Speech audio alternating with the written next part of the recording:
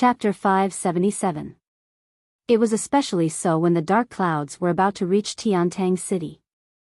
The dark clouds in the sky were like thousands of mountains descending at the same time, stacking densely in the air, forming an indescribably oppressive atmosphere.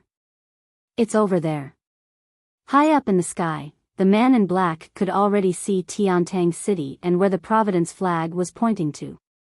The man in black sucked in a deep breath and forced himself to summon the Providence flag again. With a loud boom, the dark clouds in the sky surged towards the sky above Enchanting City like they had encountered a hurricane. It was as if the dark clouds were pressing down on the land. For a moment, the sky and the earth were dyed black. It was already morning. It was supposed to be the time when the purple chi from the east filled the sky and the sun was slowly descending. It was about to emit thousands of beams of light to illuminate the world. However, everyone in Enchanting City felt that something was amiss at this very moment. This was because while the sun was shining brightly on this side, like it was covered in gold, no different from normal days, the other side was suddenly shrouded in a boundless haze. Everything was dark and gloomy. Even an ordinary person could feel that something was amiss with such a phenomenon that was half light and half shadow, half bright and half obscured. They lifted their heads to look at the sky, squinting at the direction where the sunlight was coming from. What they saw was the massive, rolling dark clouds on the other side of the sun. It was like a prehistoric demon had suddenly appeared, pouncing over with its claws and fangs bared, intent on devouring the world and annihilating all life. Even half of the rays of dawn that shone from the sky were obscured. An unprecedented sense of foreboding lingered in everyone's hearts.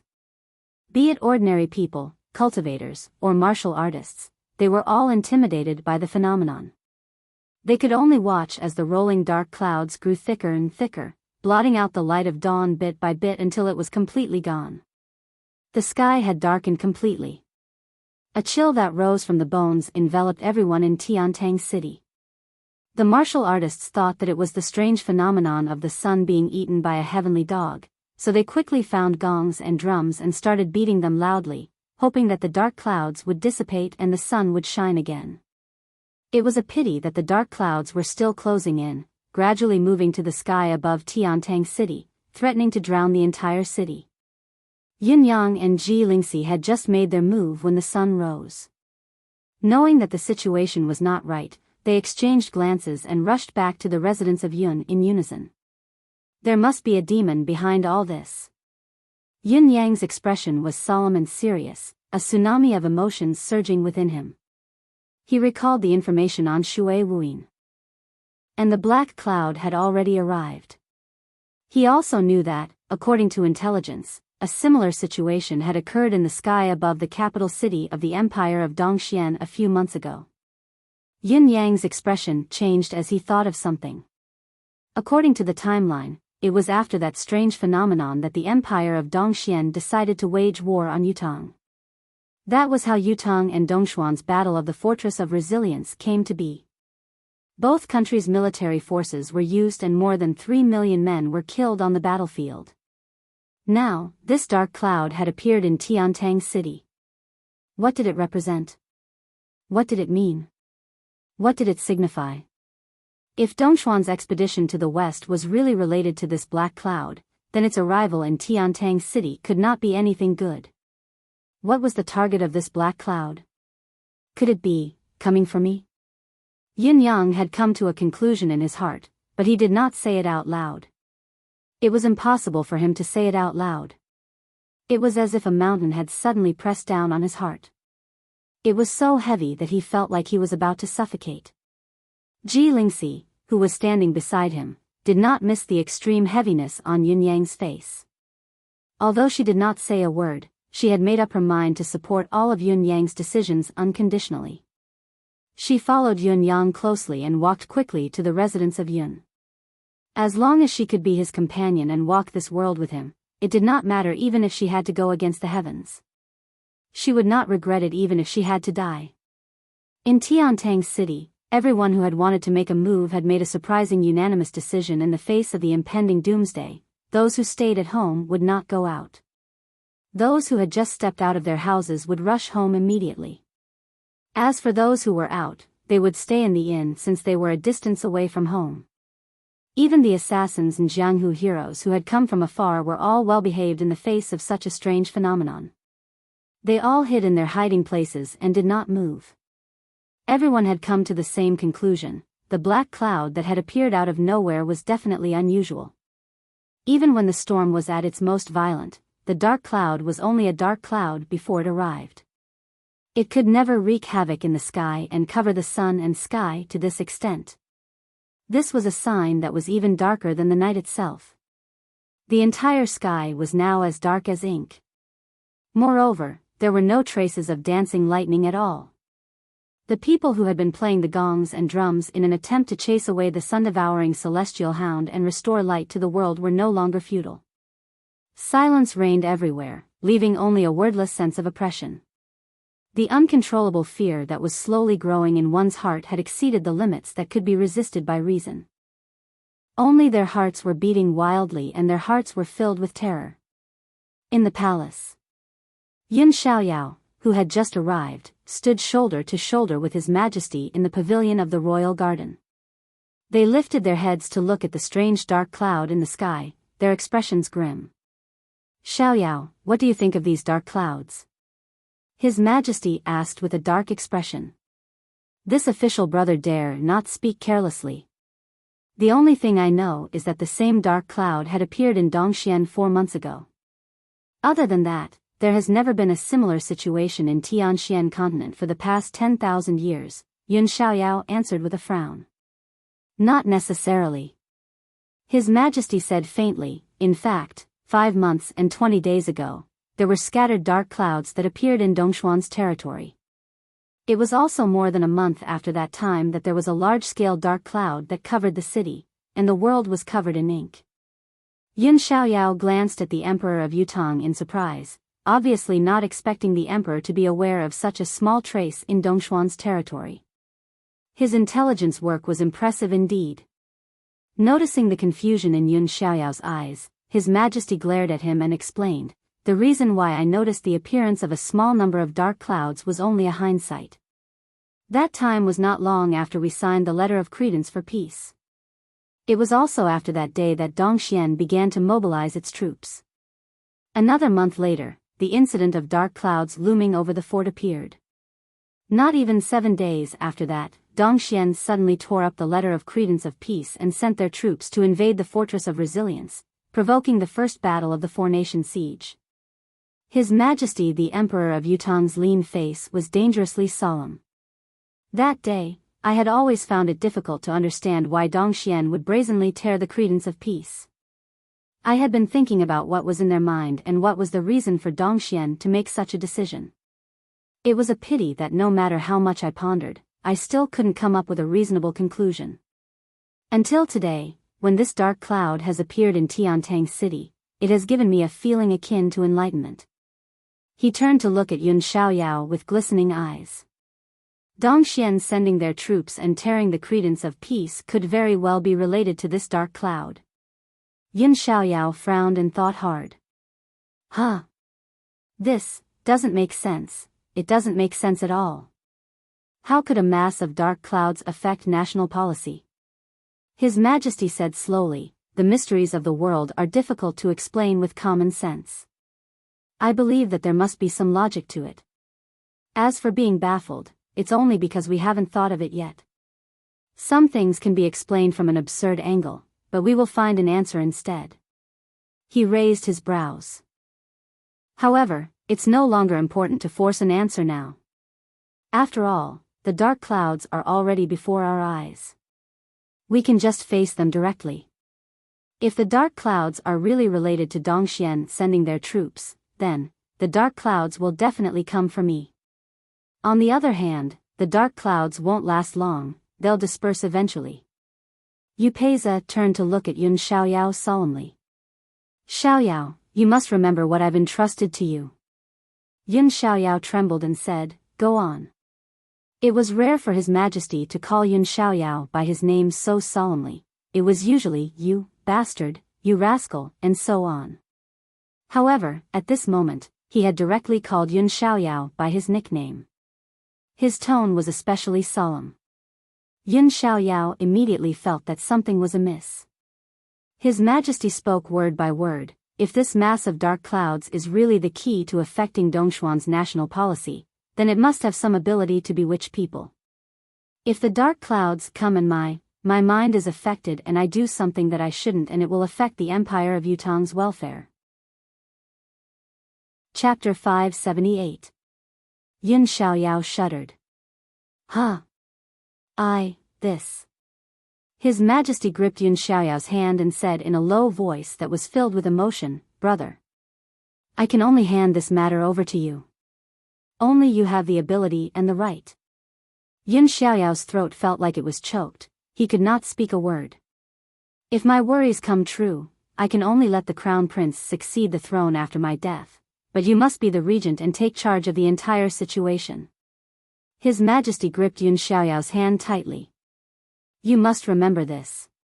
Yin Xiaoyao chuckled bitterly. "Even if I really did that, it's already a great blessing that I could escape and flee from my life after committing regicide. How can I still be the regent?" His Majesty's grip on his hand tightened as he said word by word, "I've already left behind an edict. If I die suddenly, Yin Xiaoyao will be the regent. All matters of the nation will be decided with a single word. Even if there's a change in the throne, it will all be up to you." Yin Xiaoyao shuddered. Unable to hold it in any longer, he lifted his head abruptly and cried out hoarsely, "Brother." This was the first time in their lives that these two brothers had addressed each other as brothers. His Majesty gripped Yin Xiaoyao's hand tightly and shook it, saying nothing more. Then, he let go of his hand and looked up at the dark clouds in the sky, saying with a smile, "You mustn't act like a child now. Everything that happened just now was just us brothers talking amongst ourselves. We still don't know what this dark cloud is for. Perhaps it's only looking for a wise ruler. Previously, it misjudged Dongxian as an empire that would bring peace to the world. Now that it knows that its judgment was wrong, it's returning to Yutong. This is an act of goodwill, so you can still relax now." Perhaps it was a prophecy, but the Emperor of Yutong's joking judgment was actually about 60 to 70% correct. Other than the slight discrepancy in the key points, he had guessed everything correctly. However, the parts that were not right were crucial and would affect the overall situation. Yin Xiaoyao was overwhelmed with emotions. He swallowed hard, but how could he relax at this moment? He also stared at the black cloud, and watched helplessly as the black cloud continued to expand, gradually approaching, and getting lower and lower. He could only feel his heart beating rapidly like a drum, and his palms were already full of sweat. The dark clouds were unusually slow as well, but they continued to press down. Their target was indeed Yutong's palace. All of a sudden, a strong gust of wind blew violently. The emperor's clothes flew in the wind, but his expression was even more indifferent. He stood with his hands behind his back. His body was like an abyss and a mountain. Between his brows, he completely ignored all the abnormalities in front of him. At this moment, the dark clouds were already about 200 feet above the imperial palace. They were getting thicker and thicker, as if a black mountain was about to descend to the mortal world and crush everything. Yin Xiaoyao's palms were sweaty. His right hand that was pressing on the hilt felt slippery, and he could barely hold on to it. At this moment, there was a faint commotion outside. A few ministers rushed in as if they were about to die. Leng Daoyin, Fang Qingtian, the Grand Tutor, the Grand Commandant, and the rest rushed in one after another. Most of these people were advanced in age, and they were stumbling when they walked, but they still came without hesitation. All of them stood behind the emperor. Their eyes were filled with determination as they stared at the dark clouds in the sky. They did not say a word. More and more ministers arrived, and not long after, there were already more than 30 ministers standing there. His Majesty suddenly guffawed and opened his arms, saying, "To have the company of my beloved ministers in this life of mine, it is worth it." The dark clouds continued to press down, gradually closing in on less than 100 feet above the heads of the people. It was unstoppable, and no one knew whether it would be a blessing or a disaster. It could even be said that this was not a good sign. At this moment, observing such a strange phenomenon from such a close distance, there was a 90% certainty that the participants were about to face death. However, none of these ministers showed the slightest bit of fear. At such a life-threatening moment, they wanted to enter the palace, regardless of everything else, to accompany the emperor whom they had been loyal to for their entire lives, to face this unknown blessing and disaster calmly. Just this loyalty alone, just this number of people, was already not something that any known ruler could compare to. Upeza guffawed. At this moment, his eyes were rimmed red as he said softly, "In my life, I have tasted the joy of being an emperor, but I have never tasted the success of being a human. Today, I have tasted it. I have no regrets in this life. Life and death, fortune and misfortune, we are willing to accompany our emperor," the ministers said in unison. After a while, the dark clouds did not stop coming. They were about to press down on the heads of the people, almost within reach. However, everyone was still calm, be it in body or mind. Actually, this was nonsense. This was obviously a matter of life and death, a situation where there was no chance of survival. Those who were hoping for a fluke or an opportunistic heart would never dare to try it here. Therefore, there was only the thought of loyalty, love, and love for their emperor here. They waited quietly for the arrival of the final moment. At this moment, the emperor and his ministers were of one mind, their thoughts as one. That intense sense of cohesion and belonging invaded everyone's soul. At the moment of life and death, everyone had a strange feeling. They had never felt that they were so powerful. If their hearts were there, their intentions would be there. Even if they were to go to the underworld together, to the 9 hells together, this life would not be in vain. Many of them could even feel that the one standing with them now was the entire Yutong. Yutong's territory, everything that belonged to Yutong, they were all on the same path. If so, what about life and death? However, no matter how detached everyone's state of mind was, the dark clouds were still pressing closer. They were already right in front of their eyes. Perhaps they would have to come into close contact with the people here in the next moment. His Majesty frowned slightly. Suddenly, he exhaled and said, "Whether you are a human or a ghost, a demon or a fiend, since you have come and caused such a commotion, why don't you show yourself for a while?" The thick, dark clouds stopped circling and whistling, but there was no further movement. Yun Xiaoyao gripped the hilt of his sword tightly. His cultivation base had long been channeled to its limit. A small, extremely condensed whirlwind had already grown beside him, spinning rapidly. The momentum of his counterattack was already at its peak. Streaks of dark clouds stretched out in an instant. However, the next moment, they retracted rapidly for some unknown reason. His Majesty and the others were dumbfounded. What was going on? At this time, a confused voice finally rang softly from the other side of the thick clouds. "Why isn't it here? Why isn't it here?" "It doesn't make sense." His Majesty could hear the voice from within the dark clouds and could not help perking up. He said faintly, "Since you have already spoken, why don't you show yourself?" The voice in the dark clouds snorted. "Since my target isn't here, what's the point of showing yourself?" Then, there was a sudden sound, and the entire black cloud was expanding rapidly. In the blink of an eye, it had already extended more than 100 feet in one direction. It was at this moment that a gasp of surprise could be heard from within the dark clouds. Then, the dark clouds rose rapidly, looking as if they were about to leave. They had come in such a menacing manner, but they were about to leave without doing anything? Yutong's upper echelons, led by His Majesty, were bewildered. F***CK, you've already taken off your pants and this is what you show us?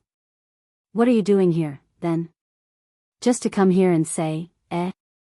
Wasn't this a little too ridiculous? Could it be that the otherworldly experts and reclusive masters were all like this? When the dark clouds had risen to a certain height, they stopped again. After a pause, they spoke again. I almost forgot. What's the matter with the one holding the hilt of his sword and looking unhappy? What do you want? Chapter 579. Before his words echoed in the air, a dark cloud separated itself from the mass of dark clouds like a nimble snake, forming a black bolt of lightning that came before Yun Xiaoyao with a swoosh, its aura terrifying to behold. Moreover, wherever the black cloud passed, the space would be filled with smoke. This meant that the speed at which the black cloud moved had reached a horrifying level. Yun Xiaoyao was fearless.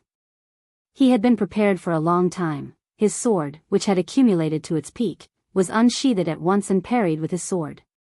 Boom! The thin wisp of dark cloud collided with the blade of Yun Xiaoyao's sword with an extremely ferocious force, producing a deafening sound that sounded like a landslide. Yun Xiaoyao could only feel himself being pushed by an unstoppable force. His feet left the ground at once and he was flung away like a kite with a broken string. He crashed into the palace wall hundreds of feet behind him with a loud boom. With a low grunt, blood spilled from his mouth. Looking down at the sword in his hand, his beloved sword that he had carried with him for so many years was already covered in cracks that resembled a spider's web. The center of the sword was dented and the blade was almost pierced through, broken in half from the attack. Yun Xiaoyao could not help sucking in a sharp breath when he saw the situation. It was only a small part of the mass of dark clouds, but it was so powerful. If the dark cloud had really come crashing down, would it not be able to crush the entire Yutong imperial city? Everyone's faces turned pale with fright as they watched. Yun Xiaoyao's current cultivation base was at the 8th level of the Heaven Realm. He could be said to be the unrivaled expert in the Empire of Yutong. Even if one were to look at all the countries in the world, there might not be anyone who could compare to him. After all, cultivators who had reached this level had long distanced themselves from the turmoil of the imperial court, pursuing personal improvement and taking care of themselves. Yet, such a strong cultivator could not even defend against the attack of such a small dark cloud. The disparity between the two was imaginable. Furthermore, how high was the cultivation base of the person hiding in the dark cloud? However, the danger was apparent. No matter how profound the person's ability was, death was the most that awaited them. Although they were shocked, they did not feel much fear. Unexpectedly, after the black cloud succeeded in its attack, it quickly rose up and drifted towards a certain place outside, not staying for a moment. An eerie voice came from within the black clouds. You actually survived my attack. Fine, I'll punish you a little. If you offend me again in the future, I'll behead you without mercy. Black clouds spread out. Everyone looked over and were shocked to see that on the other side of the black clouds, there was a clearly visible tentacle extending out. As if it had sensed something, it was speeding towards a certain direction. Only when the entire mass of black clouds had left the sky above the palace did His Majesty and the others finally breathe a sigh of relief. At the same time, he felt relaxed, but at the same time, he felt strange. What was going on? They came in such a grand manner, but left in an instant. He did not offend anyone present. His Majesty was also dumbfounded. He had thought that the black cloud had some ulterior motive and had come to find him, but it was not. If you're not looking for me, what are you doing here? This is the Imperial Palace, and you dare to say that you have found the wrong place? How could such a peerless villain, with such earth-shattering abilities, find the wrong place and target? This matter was indeed inexplicable. Xiaoyao, how is it? It was only now that His Majesty had the time to turn and ask. I'm fine. It's not a big deal. Yun Xiaoyao propped himself up with force, his eyes still filled with shock. The one hiding in the black clouds is a cultivator. Although the power he wields the black clouds is unfathomable, it's still a mystical chi. Mystical chi? Everyone was even more shocked and they heard the betrayal. This heavenly phenomenon that was like a miracle and seemed like a calamity that could annihilate the world was completely caused by one's cultivation in profound energy. Not only was it terrifying, it was directly unimaginable and inconceivable, and just imagining it caused one's soul to be shaken and awed. In that case, what was this person's level? It's still the same old saying, there's always someone better than you out there. Yun Xiaoyao sighed. The universe is indeed boundless, the heaven and earth are boundless. I can't believe there's still such a powerful cultivator in this world. I believe that this person's cultivation base isn't any weaker than the legendary Ling Xiaozui or Du Guchou. He's much, much stronger than me. It was then that Ling Daoyin, who had been paying attention to the black clouds, suddenly frowned and said, "The direction the clouds are moving towards. Why does it look like they're heading towards the residence of 9 Supremes?" Everyone was shocked when they heard him, lifting their heads in unison to watch the black clouds' movement. Indeed, after leaving the imperial city, the enormous dark cloud sped towards the residence of 9 Supremes with a thick tail, like a giant lizard with all its heads and legs. It was moving at an unusually fast speed. What is he going to the residence of 9 Supremes for? His Majesty mumbled to himself with a frown. Ling Daoyin said with a smile, "This fellow's cultivation base may be so strong that it's astounding, but ultimately, it's still a power that belongs to the human realm. The power contained within the residence of 9 Supremes is the power of heaven and earth, the power of nature. It's fine if he doesn't attack the residence of 9 Supremes, but if he does, he'll only be committing suicide. He can't leave after coming." Everyone thought about it and agreed that it was reasonable. For so many years, those who dared to invade the residence of 9 Supremes had all perished without exception. It was also because of this that everyone's confidence in the residence of 9 Supremes was unshakable. They were even more certain that there was nothing in this world that could destroy the residence of 9 Supremes. Therefore, even though they knew that the mysterious person's ability was unfathomable, exceeding everyone's understanding of a mystical cultivator's power, and that he harbored malicious intentions towards the residence of 9 Supremes, they were not too worried. If that fellow were to be struck to death by the residence of 9 Supremes' lightning, that would be the best outcome. Just like Dayuan's legend, Liang Yunqi. Ling Daoyin's tone was filled with schadenfreude. Everyone chuckled in unison, expressing their optimism towards this judgment. Only Yun Xiaoyao felt a chill in his heart. As he had said, the universe was boundless and the heaven and earth were boundless. The power of the cultivators in this world was truly incalculable. What did Dayuan's legend Liang Yunqi amount to now? He was merely a peak realm cultivator who had yet to truly come into contact with the heaven realm. Based on the qi that he sensed during the exchange just now, Yun Xiaoyao dared to say that the mysterious cultivator hidden in the dark clouds could kill Liang Yunqi with a wave of his hand and a breath of air. Whether the residence of 9 Supremes could really handle this person and survive this battle was not something to be optimistic about. The man in black rode the dark clouds and activated the Providence flag once more, speeding towards the residence of 9 Supremes according to the flag's guidance. According to the Providence flag's reaction, the source of all the changes before them was within the residence of 9 Supremes. Now, his heart was filled with the joy of finding his goal, and he was incomparably elated. It was precisely because of this that all of them unconsciously gathered all their cultivations, and they were just waiting to find that person and kill him with a single strike. As long as he was locked onto by the Providence flag, the other party would never be able to escape his killing blow. Yun Xiaoyao was known as Yutong's publicly acknowledged unrivaled expert, but he could not even withstand a single blow. The rest of them were even more mediocre and could be destroyed with a wave of his hand. The entire sect is helpless, but when it comes to me, it's as easy as lifting a finger. This battle will showcase my skills and spread my name. Amidst his glee, he could not help but think of the two opposing factions in the sect and was even more delighted. As long as this attack was successful, his faction would definitely gain the upper hand. That was the only outcome that needed no explanation. As for finding someone to help him, with his unrivaled cultivation, why would he need anyone's help? That would be the biggest joke in the world. However, there were many doubts in his heart as well. Since the source is here, why did the Providence lead to the palace earlier?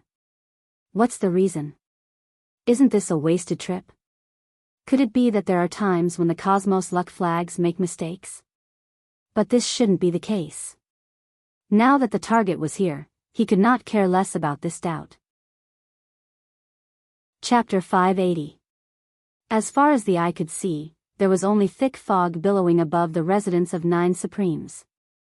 Even with the man's amazing cultivation base, he still could not see through the mystery within. The man could not help but be surprised. What was this place? Although he had heard all kinds of legends about this residence, he had always thought that they were just rumors and exaggerations. Moreover, the highest cultivation base of those who had invaded this residence had not even reached the heaven realm.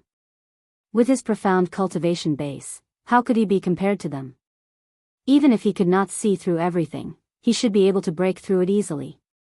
Now that he had seen it, he could not understand it. Could there be any treacherous and dangerous thoughts that had once again gained the upper hand? Out of caution, the man in black stopped the movement of the black clouds and stayed above the residence of 9 Supremes. He only drove a few black clouds into the residence of 9 Supremes. The few black clouds charged into the thick fog of the residence of 9 Supremes with a ferocious force, as if there was no obstruction at all. However, there was no obstruction at all.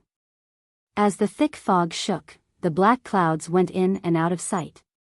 Like a clay ox entering the sea, there was no ripple at all. In fact, the fog seemed to have become even thicker. Strange. The man in black frowned, puzzled by the current situation. The earth-shattering force did not even break through the thick fog of the residence of 9 Supremes. However, when it came to this, he had to take action. He could not stay still, or all his efforts would be in vain. He mustered his mystical chi cultivation base and injected it into the Providence flag. Just as he was about to use it, he was surprised to find that there was another black cloud stretching out in the direction indicated by the Providence flag. Is the residence of 9 Supremes not the final destination? The man in black could not help being stunned. Wrong direction again? The man in black almost broke down.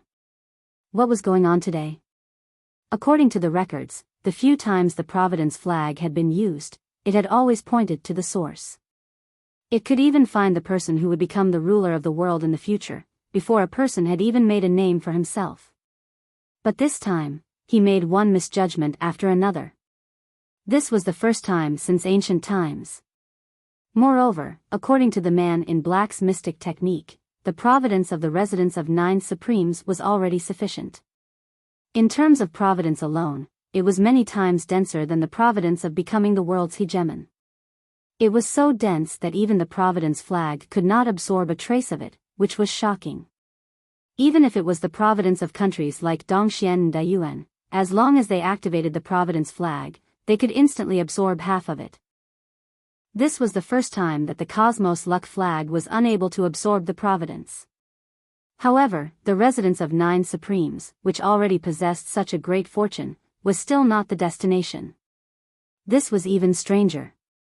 However, judging from the current situation, the luck flag was pointing at a place with even more luck than this place. Could it be, this time, it was pointing at the true location of the master? However, who could have a providence stronger than the residence of 9 Supremes, whose providence was so strong that it was unparalleled? The ruler of a country, that is, the providence of Yutong's palace, or even slightly weaker, the world's hegemon cannot compare to the providence of the residence of 9 Supremes. Perhaps, even if the entire Tianxian continent was united 100 times, there might not be a providence like the residence of 9 Supremes. However, the providence of the residence of 9 Supremes is actually not as strong as the target over there. The man in black's eyes widened, and he could not help cursing, F***ck, could it be that the ruler of heaven is over there? However, as he thought about it, the man in black could not help but feel even more refreshed. The providence of the residence of 9 Supremes could not be plundered because it was a natural building. However, although the providence was stronger than the residence of 9 Supremes, it was still a person. As long as this person died, all his providence would belong to the Cosmos Luck flag. That way, to himself and to the sect, the benefits would be too great. In addition, he was wary of the residence of 9 Supremes before him. Since the target was not here, there was no need to take the risk and waste his time. Although he was physically and mentally exhausted from the continuous consumption, the black-clothed man managed to pull himself together. With more than 80% of his cultivation left, he could fight against anyone in this world. Since the goal had been set, it would be better to finish it all in one go, so as to avoid any unforeseen events that might occur. If the night dragged on would be long and there would be more problems. No matter how strong your providence is, how can your physical strength compare to mine? Also, the target that the Cosmos Luck flag is pointing at this time is very likely to be the immortal, and this person is most likely the only surviving supreme among the so-called 9 supremes. In other words, what supreme cloud? The man in black muttered with a strange chuckle, I've searched far and wide for it, only to find it by chance. Supreme Cloud, Yun Shao, is famous for the clouds. It's only right that he dies because of the clouds. The dark clouds moved again, stretching towards the direction that the Cosmos Luck flag was pointing at. Now, the entire Tiantang city had been intimidated by the aura of the dark clouds that had appeared out of nowhere. Whether it was the Merciless Tower, the Hall of Crimson Blade, the Four Seasons Tower, or the concourse of the underworld, they were as silent as cicadas in winter, not daring to make the slightest move. On a faraway mountain, 2 silhouettes were hidden in the clouds, watching Tiantang city that was shrouded by the dark clouds from afar. It looks like the school of Kismet State has reappeared. One of them smiled faintly. This is their usual trick to find the true Son of Heaven. It's just that it's been too long since he's appeared. If we were to analyze it in detail, it wouldn't be enough. The other person's tone was mocking. There's no need to analyze it seriously. Who wouldn't be able to see through the trick? It's nothing more than using the banner of the evil path to create a demonic aura and hide their true intentions. When the providence of this world has been determined, they'll appear as an otherworldly expert, an immortal on earth, to deceive the people and sway the rulers. With a little guidance, they'll achieve great things. It's a good trick. Everyone in this world will fall for it the most. The first person smiled faintly and said, I wonder how this trick compares to the Four Seasons Towers. The other person scoffed. How can we compare? We're not on the same level at all. I'm ashamed to be compared to them. What they're doing is nothing more than to pursue a high status, to continue providence, to pass down their legacy, to keep their providence intact for tens of thousands of years. That's all there is to it. Look at us, on the other hand, what we're pursuing is our own achievements, to be immortal, to live as long as heaven and earth, to share the same breath as the sun and the moon. The difference between us can't be measured at all. The person said with disdain, I even suspect that there's no one in the school of Kismet State who actually knows that there's a true God in this world. The first person shook his head and chuckled. If they knew, they wouldn't have done this.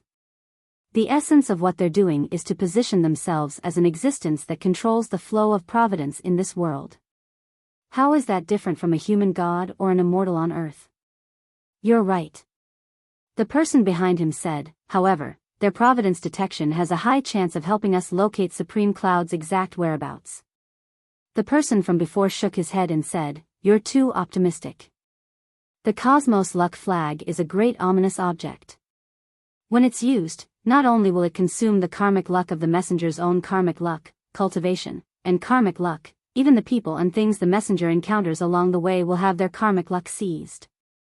With the might of the black clouds that cover the sky, even if we're beneath the black clouds, we'll still have a portion of our karmic luck absorbed. Originally, luck is the most illusory thing. For normal people, it doesn't matter if some luck is sucked away. However, for people like us who wholeheartedly pursue the great Tao, if we don't have a certain amount of luck to suppress ourselves, when the gate of immortality opens, we might regret it for the rest of our lives because we lack a little bit of luck.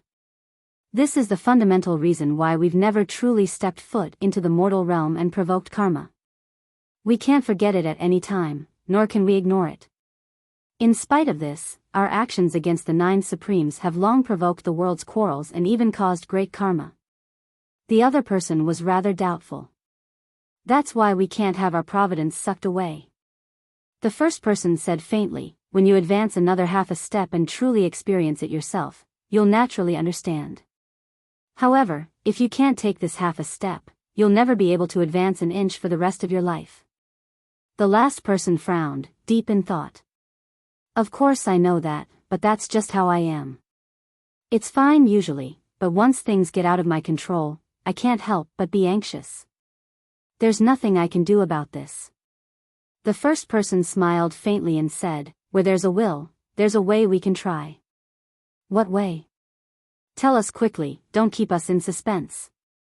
The other person asked anxiously. The first person chuckled and said, when this is over, find a lake without any fish and fish for a few years using ordinary methods. When you can sit there continuously for half a month without catching a single fish or practicing to bite the bait even once, but you are still content, not anxious, not impatient, calm, and waiting motionlessly. He smiled meaningfully and said, then your temper will have changed, at least 30%. The other person's expression turned bitter. Will this work? I say, old age, you can't trick me. The first person smiled. I can swear a heavenly oath about this. It's just a few years to prove it, why not give it a try? To you and me, a few years is just a single meditation. The other person was relieved and said, thank you for your guidance. I'll give it a try when I'm done here. All right. Right, regarding the current changes, don't you feel that something is wrong? The other person said, sword, snow, and frost are being a little too reckless. The first person seemed to be the Four Seasons Tower's Mr. Nyen. Upon hearing the question, he said faintly, they are reckless indeed, but the three venerable lords haven't been doing well recently. Both venerable lords Saber and Ice have fallen one after another. It's understandable that their state of mind is unbalanced. It's only human nature. Their level can't be compared to us after all. Although the current changes are a little odd, they're harmless and not out of control. If we can seize this opportunity to collect the dictum of death's karmic providence and suppress it into God's bone, it might not be a bad thing. Their recklessness is actually helping us. Furthermore, we can let the world know that the Four Seasons Tower is not to be trifled with. Messing with the Four Seasons Tower's higher-ups is courting death. There's no such thing as luck. That's true. The other person frowned. Then, what do you think is the possibility of sword, snow, and frost betraying us?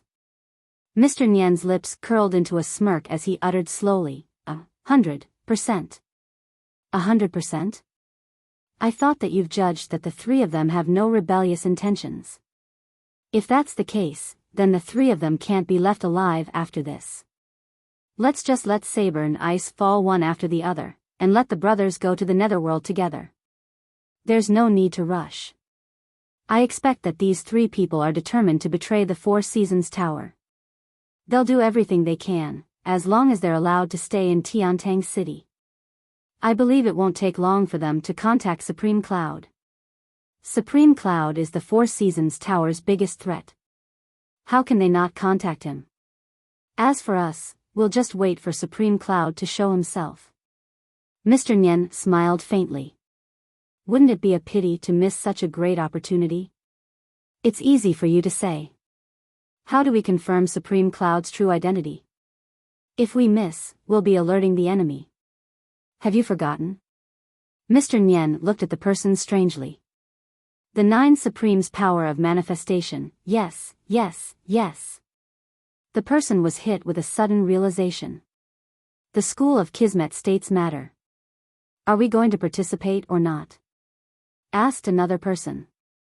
This time, Mr. Nyen was silent for a long time before he said, as long as it doesn't affect our final plan, we'll ignore it for now. What if it does? Then let the School of Kismet state be cut off from the Tianxian continent. 10,000 years of heritage is a glorious thing, but it's also a heavy burden. Helping them to free themselves from this burden can be considered a form of merit. Isn't that right? Mr. Nyen smiled. His lean face was filled with a sense of carefreeness. A gust of wind blew, and a cloud of mist drifted over, concealing the figures of the two men. When the cloud of mist drifted past, both of them had already disappeared along with it. Yin Yang stood in his courtyard, watching the dark clouds drifting about.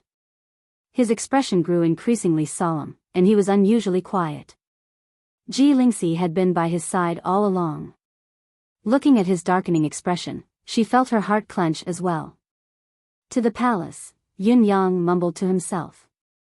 To the residence of 9 Supremes, Yun Yang's expression changed. It's changed its direction again.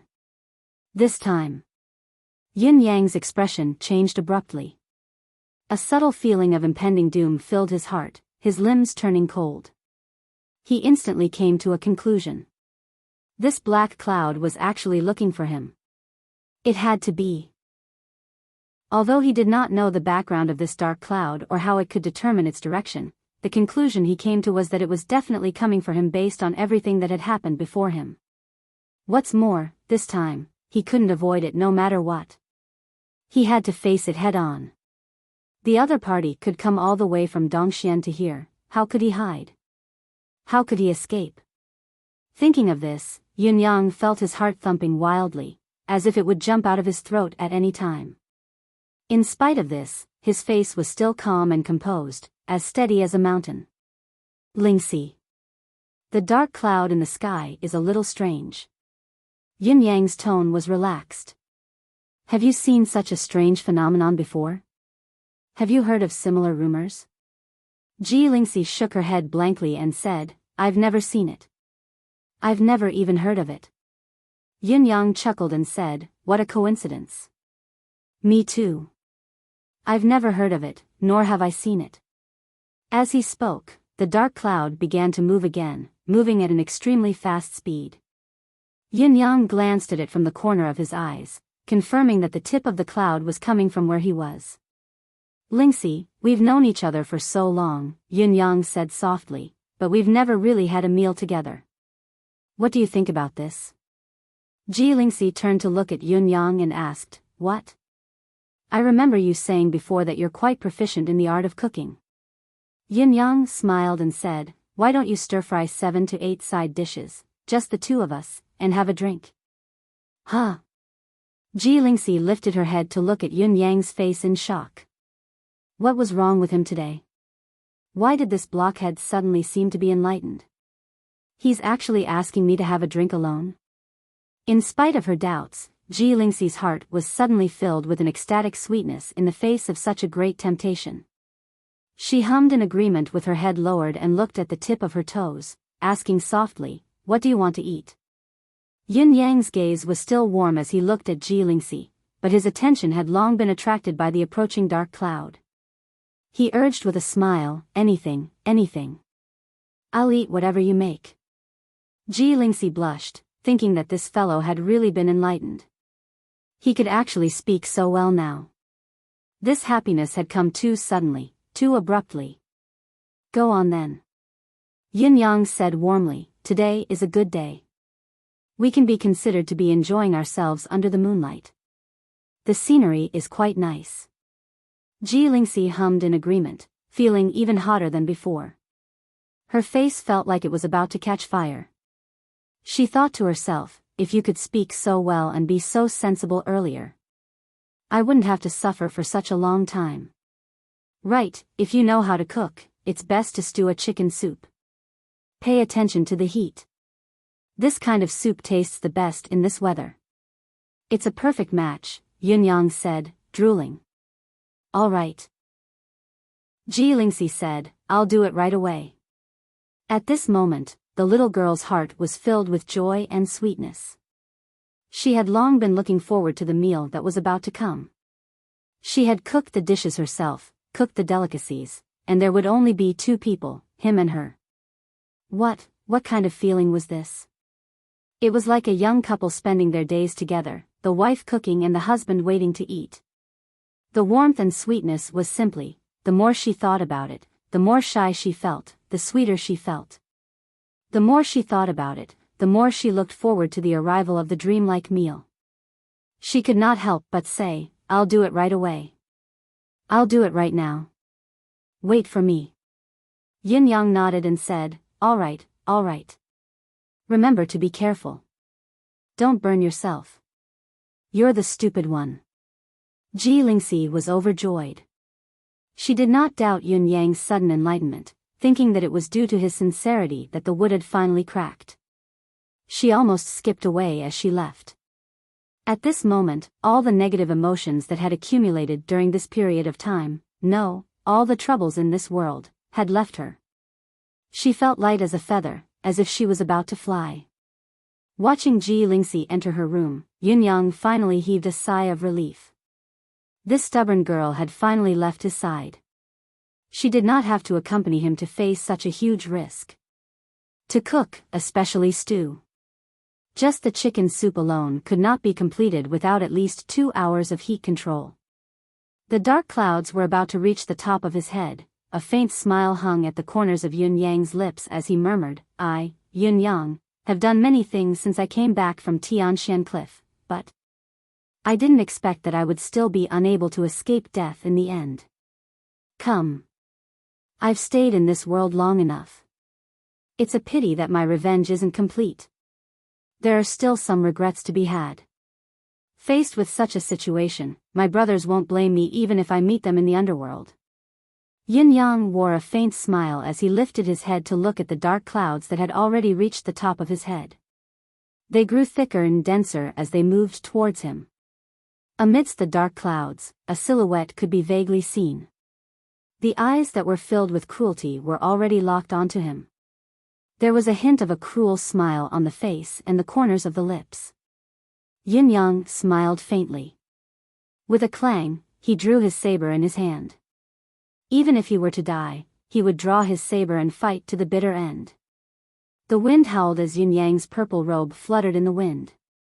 The dark clouds came crashing down, casting the heaven and earth into darkness. Within a radius of tens of thousands of feet, it was so oppressive that everyone could hardly breathe. A maniacal laugh rang in the air. Found you. Chapter 581. Everything seemed inevitable, but the development did not go as Yunyang had imagined. According to Yunyang's imagination, the dark clouds in the sky should have been like a mountain crashing down on his head, crushing him into a puddle of flesh and killing him once and for all with the momentum of the dark clouds that had come so swiftly and with such a majestic aura. After all, this was the most direct, most effective, and most satisfying method. With Yunyang's cultivation base and ability, he could only await his death if the other party were to do so. There was no room for him to put up a stubborn resistance. How could there be room to defend against such a huge mountain of clouds? However, the reality was that the dark clouds that filled the sky suddenly disappeared the moment the dark clouds came crashing down. Yes, the dark clouds that had filled the sky and covered more than half of Tiantang City had actually vanished in the blink of an eye. The sky was once again clear and bright, with white clouds drifting leisurely. Everything was clear and bright.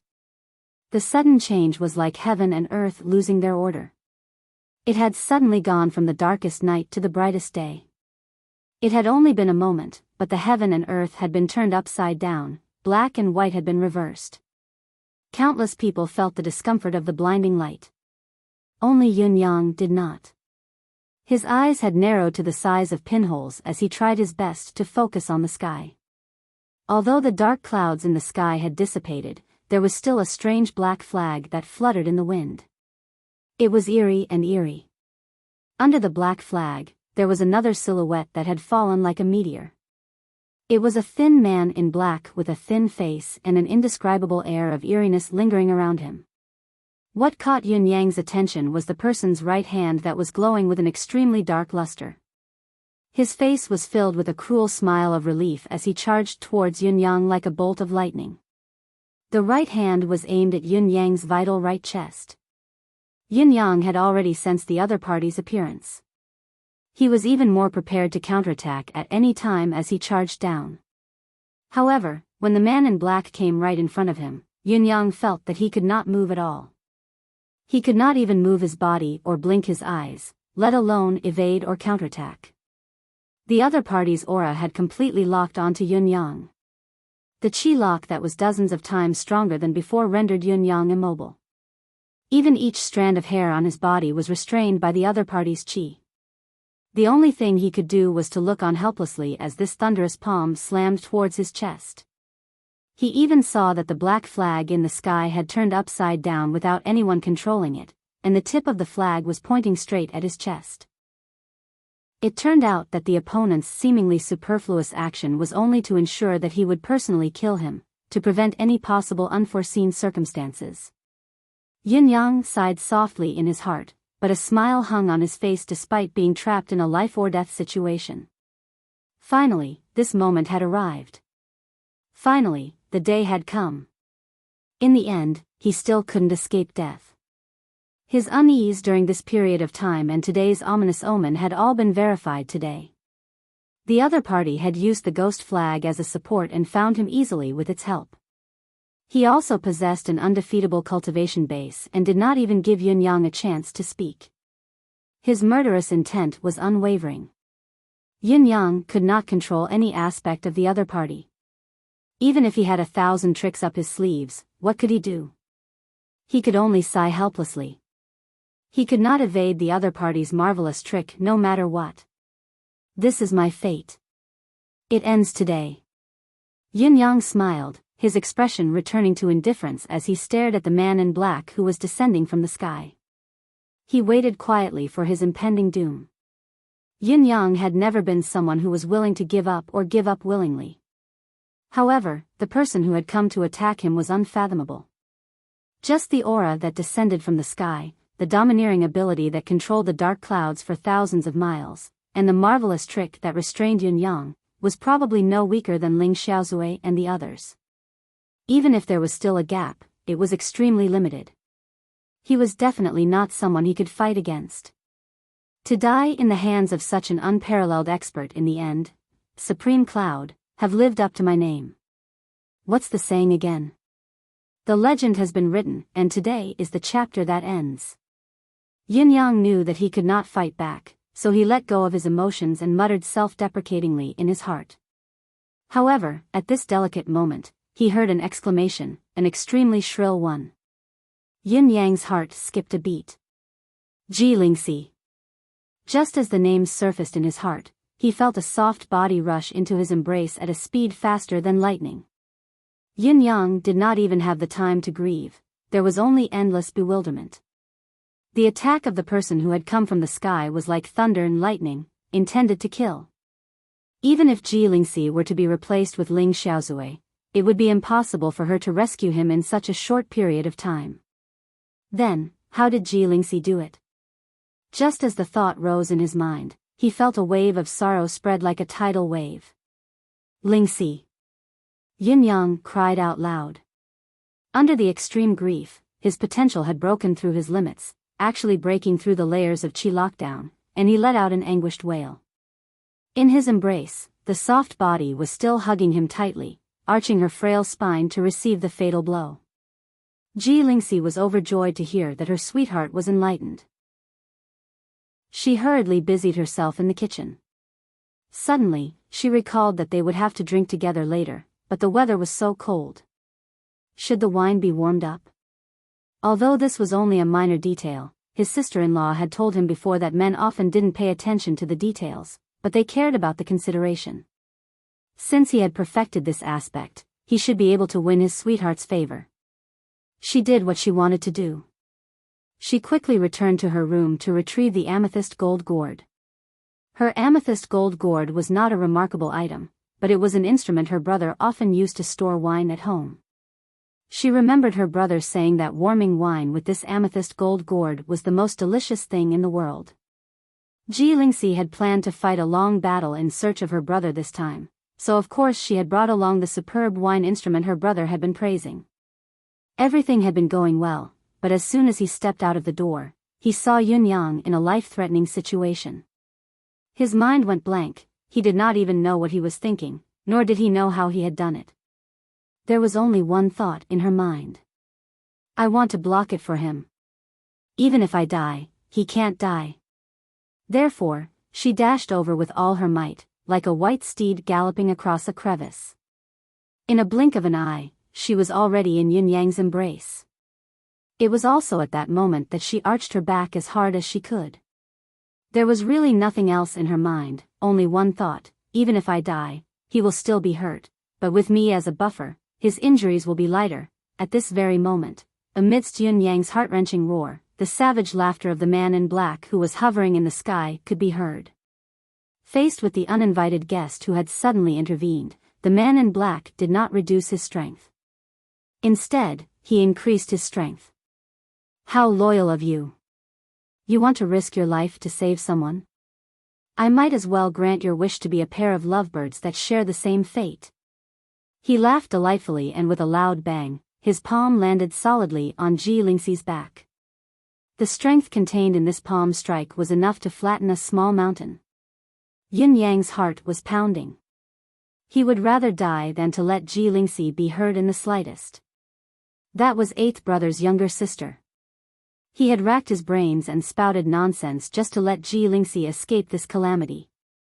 As long as he was dead, the ambusher might not kill anyone else in the residence of Yun. However, he had never expected that this stubborn lass would still manage to catch up to this scene and even forcefully intervene in it. How could Ji Lingxi's frail body withstand such a powerful palm strike? Yin Yang even wanted to curse the man in black. Why can't you attack faster with such a strong cultivation base? How could you allow a girl to enter your attack range? Why the F***ck did you retract your cloud just now? Why did you reveal yourself? Are you in a concave pose? If you had just killed me, this wouldn't have happened.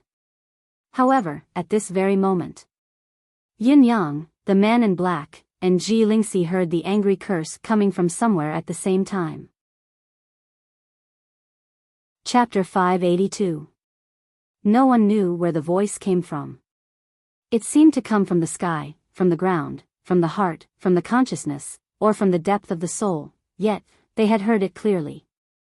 Moreover, one could clearly sense that this voice was filled with anger, grievance, helplessness, and a hysterical unwillingness. There were so many complicated emotions, but Yun Yang and the other two could feel it clearly in this short moment. They could understand it as if they were experiencing it themselves. And then, bang! The man in black's palm strike landed on Ji Lingxi. Ji Lingxi grunted immediately while Yun Yang felt an immensely powerful force coming at him at the same time. Both of them closed their eyes at the same time. They knew that they would die without a doubt. There was no chance of survival. However, just as Yun Yang closed his eyes, he seemed to see something right before he closed them, causing him to snap them open again. The word snap was used because the speed and haste with which Yun Yang opened his eyes had reached its peak. More than anything else, it was shock. The next moment. Boom! An extremely loud collision sound rang out with a loud rumble. Yun Yang was dumbstruck, like a fool, but he did not mourn. The moment before Yu Lingxi was struck by the other party's fatal attack, he had clearly seen a ray of red light emerge from Ji Lingxi without warning. It was the red light that had sent him flying the other day. The red light had only flashed for a moment, but the black-clothed man's palm strike had landed solidly on the red light. Only then did an earth-shattering sound resound. Did this mean that Ji Lingxi was actually fine? At least, it seemed like, perhaps, she had not perished from the attack just now. Although Yun Yang had seen it with his own eyes, although he hoped that it was true, although the reality was right before his eyes, he still dared not believe it. It was unbelievable. What was going on? Pfft! The man in black suddenly trembled without any warning and spat out a mouthful of blood. He let out a scream, then, the seemingly invincible black-clothed figure who had descended from the sky abruptly bounced back. His back was facing backward, and his arms and legs were dangling in front of his body. With this posture, he shot straight into the sky like a cannonball. Yin Yang could still see clearly that the man in black's face was filled with endless shock. It was a kind of extreme fear towards the unknown that one could not understand. His shocked expression became more and more distant. In the blink of an eye, he had already become a black dot in the sky. Wherever the little black dot passed, a trail of blue flames would appear in the air. It was obvious that the little black dot's speed was too fast and the friction was too great, causing the air to ignite. So fast. Yin Yang was shocked as well, a mixture of bewilderment and shock. What was going on? Aren't you here to kill me? Of course he couldn't see that cold killing intent just now. But why did he suddenly display such a shocking speed and leave in such a hurry? What exactly are you trying to do? Just as Yun Yang was deep in thought, the tiny black dot in the sky sped up instead of slowing down and disappeared without a trace. Yun Yang, who was hugging Ji Lingxi in his arms, felt his mind go blank. Countless question marks assaulted him. No matter how intelligent he was, he still could not comprehend the strange phenomenon before him. This man in black's aura is astonishing. His cultivation base is so strong that it's difficult for me to match him. Besides, the malicious intent that he had when he descended from the sky has already shown that he's not here with good intentions. I believe that even if all the experts in Tiantang City were to gather, it would still be difficult for them to defend against his destructive strike just now. Forget about being forced, just his last move of shooting up into the sky like a rebound and still being able to display such shocking speed in such an awkward posture. His cultivation base is already frightening enough. Just based on the speed at which he shot into the sky with his back and disappeared from sight, I'm afraid he's already above Ling Xiaozui's. Could it be that this person is the unrivaled expert in this world? Yin Yang pondered silently. Then why did he leave? The killing intent just now wasn't fake at all. It's definitely not a joke. What is he trying to do? I can't figure it out no matter how hard I think about it. However, the most fortunate thing is that Lingxi isn't really injured. Could it be because of that sudden flash of red light? I didn't feel him retracting his force at all then, but I didn't feel any truly damaging force coming at me either. Could it be that he retracted it at the last moment? Yin Yang's cultivation base was growing more profound by the day, and he was even connected to the man in black's aura just now. Naturally, he could sense the mystery behind it. However, Ji Lingxi, who was in Yun Yang's embrace, was not injured, but her entire body was stiff. After all, the sudden turn of events just now was completely different from what he had imagined. Furthermore, he was anxious and worried. Even though he was not really injured, he was still confused, unable to determine the current situation. The only feeling Yun Yang had right now was that what he had encountered today was the strangest day he had ever experienced since he was born. Just as Yun Yang's mind was still a mess and he was frowning at the sky, he was surprised to see that the black dot in the sky had appeared once again. However, the speed of its movement this time was much slower than before. It was like heaven and earth compared to before. Regardless, the man in black was still descending from the sky once more. Was this the second coming of the nightmare? As the figure came closer, Yun Yang could see the man's black robe fluttering and his hair dancing. His eyes, especially, were still filled with shock, but at the same time, there was an indescribable cruelty and bloodthirst. He still hadn't given up. Yun Yang's heart skipped a beat. Seeing that the man in black was getting closer and closer, they would meet again in another 200 feet, Yun Yang instinctively circulated his cultivation base. Even though he knew that he was no match for the man, he had to fight with his life on the line. Just now, his chi had been sealed and he could not move. Now that he had regained his mobility, he had to fight with all his might. He would rather be beaten to death than be scared to death. Waiting for death was Yun Yang's style. However, just as his hand touched the saber's hilt, there was another shocking turn of events. Boom! The black-clothed man's body suddenly disintegrated in mid-air without any warning. It was an extreme disintegration. His flesh and blood exploded like fireworks, then the exploded flesh and blood shattered bit by bit in the air like snowflakes, then exploded again. Yun Yang rubbed his eyes. I must have seen it wrong. However, when he looked again after rubbing his eyes, he realized, The sky was blue, the wind was light and the clouds were light. It was a cloudless day in broad daylight, extremely radiant and enchanting. Then, there was nothing. This. Yin Yang's jaw dropped in shock. Disappeared? Nothing more? Did I see it wrong? That person had left just now. Was it just my imagination that he would come back? Or, with a soft whooshing sound, the black flag that hovered in the sky seemed to have lost some sort of support, falling in a crooked manner. As it fell, it grew smaller and smaller, turning into a small black flag the size of a palm.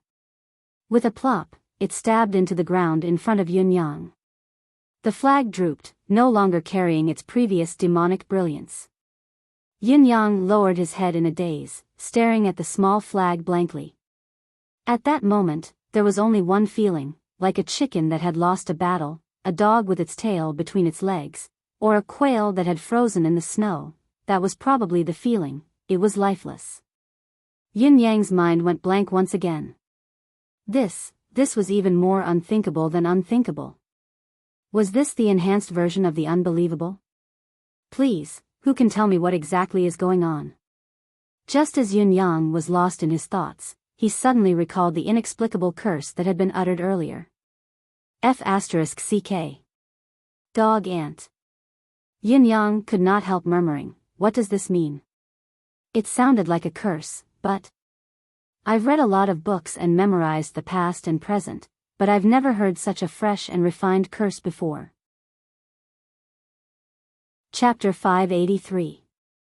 Yunyang's thoughts were muddled, completely overwhelmed by the series of events that should not have happened, that could not have happened. The series of strange events had already far exceeded Yunyang's understanding of this world's cultivators. Even before he lost his cloud manifestation, Yunyang knew that it would be difficult for him to gather such a massive amount of cloud chi, not to mention the terrifying power contained within the dark clouds. Then, there was the cultivation base of the assailant in black. Yunyang could confidently conclude that his cultivation base was no weaker than Ling Xiaozue, Jun Moyan, or even Mr. Nian. Even now, Yunyang was still stiff. His heart was still thumping wildly as if it could jump out of his mouth at any time. The thick sense of death that had surrounded him earlier had yet to dissipate. His hairs were still standing on end as he remained in a creepy state. It was a situation where he had to die. There was no chance of survival. The real black clouds, the real monstrous demonic flames, the real expert, the real killing intent, the real killing move, the real certain death, the real. Even that malevolent face, that hand that was already in front of him to save his life, everything was so real. There was not a hint of falsehood in it. Yunyang could guarantee and affirm that everything that had happened was real and had really happened before. The speed of the man in black when he left had definitely exceeded Yunyang's understanding of cultivators. Even Ling Xiaozue and Mr. Nian did not have such an astonishing speed. In spite of this, everything, all the surprises, had faded into nothingness along with the loud snap. It was as if nothing had ever happened. The sky was clear as far as the eye could see, with only white clouds drifting about. Everything around him was no different from usual. He could still hear the whispers of the people on the street from afar, the voices growing louder and louder, lingering in his ears. Yunyang heaved a long sigh. He was finally sure of one thing: the crisis was over, the death threat had been averted. Although the encounter was equally inconceivable and unbelievable, it had truly been averted. In his embrace, Ji Lingxi was still in the same position as before, hugging him tightly, her back arching with all her might. Warmth and gratitude rose from the bottom of Yunyang's heart. At the same time, there was a subtle feeling of sharing life and death with you. It was as if the woman in his arms was inextricably linked to his life at this moment. I'm alive, you're in. You die, I go. A phrase that Yun Xiaoyao often said suddenly rang in his ears. What is the most important thing in this world? Life. If one day, there is a man who can give up his life for you, then, if he is a man, he must be the most trustworthy brother in your life. If he were a woman, he would be the woman who loves you the most in this world. Encountering such a brother is a peerless true love that I might not be able to encounter even in 3 lifetimes. You, don't be too far away. Encountering such a beauty is a true love that you may not be able to meet in your entire life. You must not let her down. Yunyang was shaken to the core. The most trustworthy brother, do not be far away. An eternal true love, do not let it down. Yunyang sucked in a deep breath. I won't leave you, and I won't disappoint you." Looking at Ji Lingxi, Yun Yang suddenly felt a sense of peace and tranquility surge within him. It was as if his life was fulfilled with this woman by his side. "Lingxi," Yun Yang murmured. Yun Yang smiled warmly. Then, a thought flashed through his mind. The beam of red light that had appeared on Ji Lingxi just now, and the person who had cursed him. Could that person be the same person who had accidentally touched her body and sent him flying? However, this thought only lasted for a fleeting moment. It did not matter whether it was true or not. It really did not matter. The source of the red light was not something he could fathom. Just like how Lao Ai could think of a power that far surpassed the limits of this world, even if he forced himself to think about it, or even to understand it, it would not be beneficial at all. When Yun Yang snapped out of it, the first thing he did was to pat Ji Lingxi's shoulder gently and say softly, "Lingxi, it's all right now. Don't worry." As he comforted her, Ji Lingxi's body shuddered. She lifted her head shakily and focused her gaze on Yun Yang's face. Her eyes were still filled with confusion before an inexplicable sadness appeared. She reached out to caress Yun Yang's face and asked softly, "Yun Yang, are we dead?" "Dead?" Yun Yang could not help blinking. Were they really dead? He had encountered too many mysteries today, too many inconceivable things. Even if they were really dead, it did not seem impossible for them to enter the netherworld. "I only hoped that you could live on. I didn't expect that we'd still die. Are we in the netherworld now?" Ji Lingxi said sadly. "It's not very cold here. Where's the ghost servant? I don't want to drink Meng Po's soup, I don't want to forget you." Yin Yang coughed and said rather strangely, "It's not cold here to begin with." Ji Lingxi was still in his embrace, looking a little dazed and content as she said faintly, "Although we're dead, as long as I'm with you, I'm not afraid of death." She bit her lip as if she was making an important decision. Thinking that they were already dead anyway, she mustered her courage and said, "Yun Yang, actually, I don't want you to be my elder brother, I don't want you to be my younger brother either. I like you. Now that we're both dead, we don't care about these things anymore." Ji Lingxi lifted her head bravely and looked at Yun Yang's face. She said resolutely, "I don't want to be your younger sister. I want to be your wife. I don't want you to be my elder brother. I want you to be my husband." Since she had started the conversation, she tossed aside all her shyness and spoke the most difficult words out of her mouth in one breath. It was as if she had rehearsed this speech countless times in her mind. However, when Yun Yang heard what she said, it was like a bolt from the blue. Yun Yang's mind, which had just regained its clarity, was once again filled with buzzing noises. Of course, Yun Yang was not a fool. How could he, who was known as supreme wit, be slow-witted? It was just that ever since he had to bear the burden of so many blood feuds, he had long removed romantic relationships from his life. How could he have a family without exacting his revenge? If he still had the thought of finding a wife and living happily together at such a time, how could he face his brother's souls in heaven? Therefore, once Yun Yang felt any signs of it, he would cut it off as soon as possible. In fact, when Ji Lingxi had left Tiantang City, Yun Yang had already felt it. Despite the bitterness in his heart, he had still let her go resolutely. There was also Shangguan Lingxiu. Yutong's military had come to the conclusion that the former's victory in the eastern border could guarantee at least 10 years of peace. Therefore, Lady Shangguan had slowly unveiled the layer of friendship she had hidden in her heart during this period of time. Yin Yang had even avoided meeting her. Shangguan Lingxiu had come to the residence of Yun a few times and only met her 6 nephews each time. She had never failed to see Yun Yang. Previously, when Yu Rulan was still around, she had tried her best to pull Ji Lingxi and Yun Yang together, but Yun Yang had only pretended to be ignorant. Even when he was faced with Ji Lingxi's indirect tantrum, Yun Yang still had the part of being a novice in the field of love, but more of it stemmed from the fact that he had subconsciously shielded himself from that aspect. He had pretended to be ignorant the entire time and never made things clear. Now, however, all the pretense, all the evasion, and all the confusion had vanished into thin air under Ji Lingxi's shameless words. Recalling how Ji Lingxi had looked bashful and happy when she heard that he had taken the initiative to invite her for a meal, the way she had pondered when she heard what he wanted to eat, later, when she saw that he was in danger, she had charged over without a care for her own life. She had used her body to block Yun Yang, arching her weak back as if her life depended on it.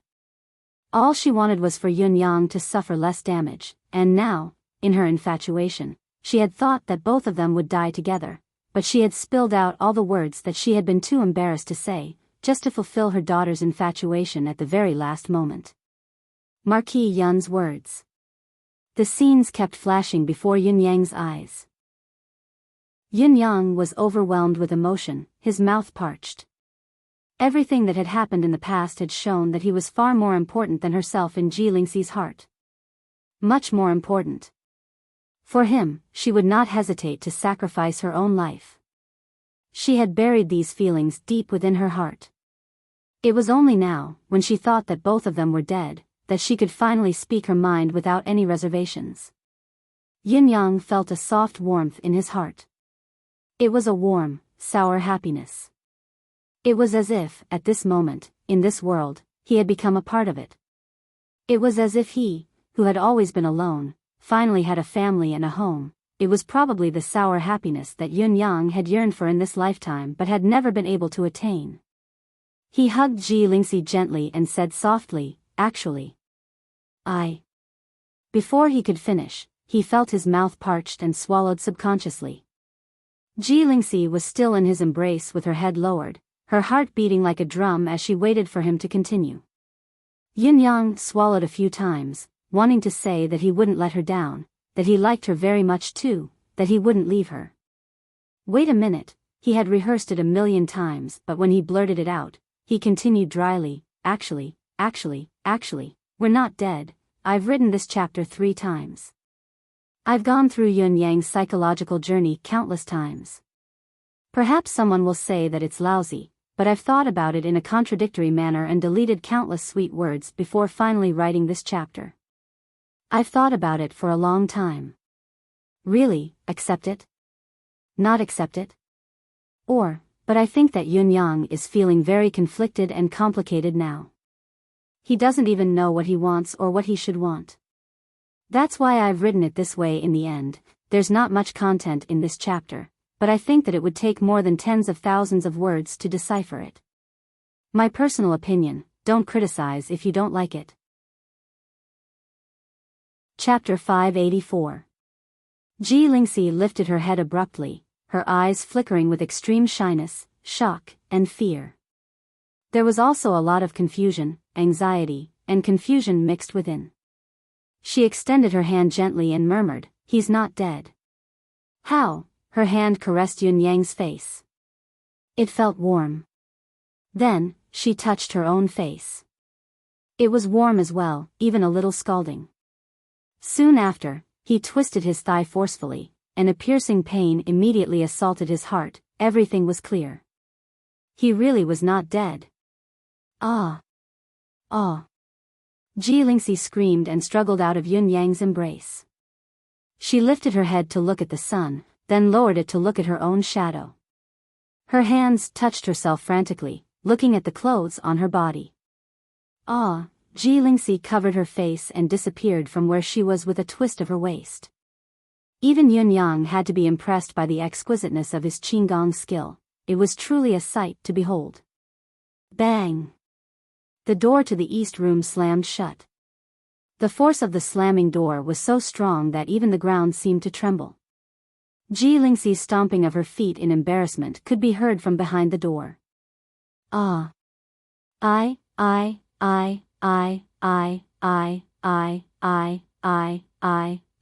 I'm so embarrassed. He's not dead. How can he not be dead, somewhere? Someone was pulling his own hair in a frenzy. I'm so angry, so angry, so angry. A punch was thrown. In the faraway sky, a star that was initially twinkling suddenly exploded, turning into cosmic dust. Someone beside him comforted him. "What are you doing? You should be happy now." Our daughter has good taste. She's generous and bright. A certain someone was still looking like he wanted to kill someone. His expression was ferocious as he jumped up and down in the air. Oh. I've raised this cabbage for so many years. I want to slaughter that pig. I must slaughter that pig. Oh. Behave yourself. A woman's voice bellowed, who do you want to kill? Tell me. Who do you want to kill? A certain someone's expression instantly regained its clarity. He clasped his hands behind his back, and with a dignified demeanor, he said in a deep voice, Old 8, Old 9, let's go play cards with Big Boss. It's a good thing to win some money. When he spoke, he seemed refreshed, graceful, and boundlessly warm. The two people next to him held back their laughter and said, Go ahead, your sisters-in-law are waiting for you. A certain someone had gone berserk again. His previous imposing manner had vanished in an instant, and he seemed to have revealed his true colors. Whoever goes is an idiot. In the courtyard, Yin-Yang felt an emptiness in his embrace. The person who had been in close contact with him was long gone. Shifting his feet, he turned around and muttered, he really didn't die. It turned out that someone's condition wasn't much better than the beauty's. Only now did his incredulous thoughts get confirmed. Then, a certain someone could not help but recall Ji Lingxi's performance just now and chuckled. Little girl, a certain someone tilted his head. It was undeniable that there seemed to be something more in his heart. It was a kind of warmth, dependence, and gentleness. Was it the emotion that he had been pursuing the most in this life but had never been able to obtain it? Heh. Yin-Yang chuckled dumbly and lowered his head to look at the small flag on the ground, murmuring, What is this? It looked like something great and grand, but why is it so pathetic now? His memory should not be wrong. This was the huge black flag that had been with the mysterious and powerful man in black. It seemed to be a treasure. The man in black had soared into the sky. He should have exploded into the sky. He should be dead now, right? It was because he had died and perished that this little flag had shrunk and fallen. Yin-Yang bent down and picked up the little flag, turning it around to study it carefully. This little flag really looks a little eerie. That's not right. There seems to be something odd about this flag. It's a familiar feeling. Yin-Yang toyed with the small black flag and actually felt a sense of familiarity. The sense of déjà vu was hard to suppress, and he could not help frowning in deep thought. When have I seen this thing? That's not right, I've never seen it before. If I had, I wouldn't have forgotten about such a strange thing. But, this familiar feeling, what's going on? It looked like there was going to be another incredulous incident today. Just as he was pondering and letting his imagination run wild, he suddenly felt an indescribable power from the flag. It flowed along his hand that was holding the flagpole and slowly entered his body. Then it disappeared. As for that force. Yin-Yang frowned as his thoughts raced. He suddenly recalled that it was when he was in the Empire of Zio. He had once used the Empire of Zio's imperial seal and allowed Emmy to absorb the people's willpower and the nation's providence. The force before him seemed to be very similar to the nation's providence. No, it was almost the same thing. However, how could there be such a force of providence on a flag, and on such a strange and sinister artifact at that? Furthermore, this force of providence did not belong to mystical chi cultivation. He did not know how to absorb and manipulate it at all, only Emmy knew. Why would it take the initiative to absorb it now? Could it be that Emmy had woken up? Yin-Yang was shaken. He called out to it a few times but realized that it was all for naught. Emmy was still uncontactable. In spite of this, Yin-Yang was shocked to realize that the energy that was similar to the power of providence was separating more and more from the flag, flowing into his body bit by bit. Yin-Yang then stuffed the tiny flag into his embrace.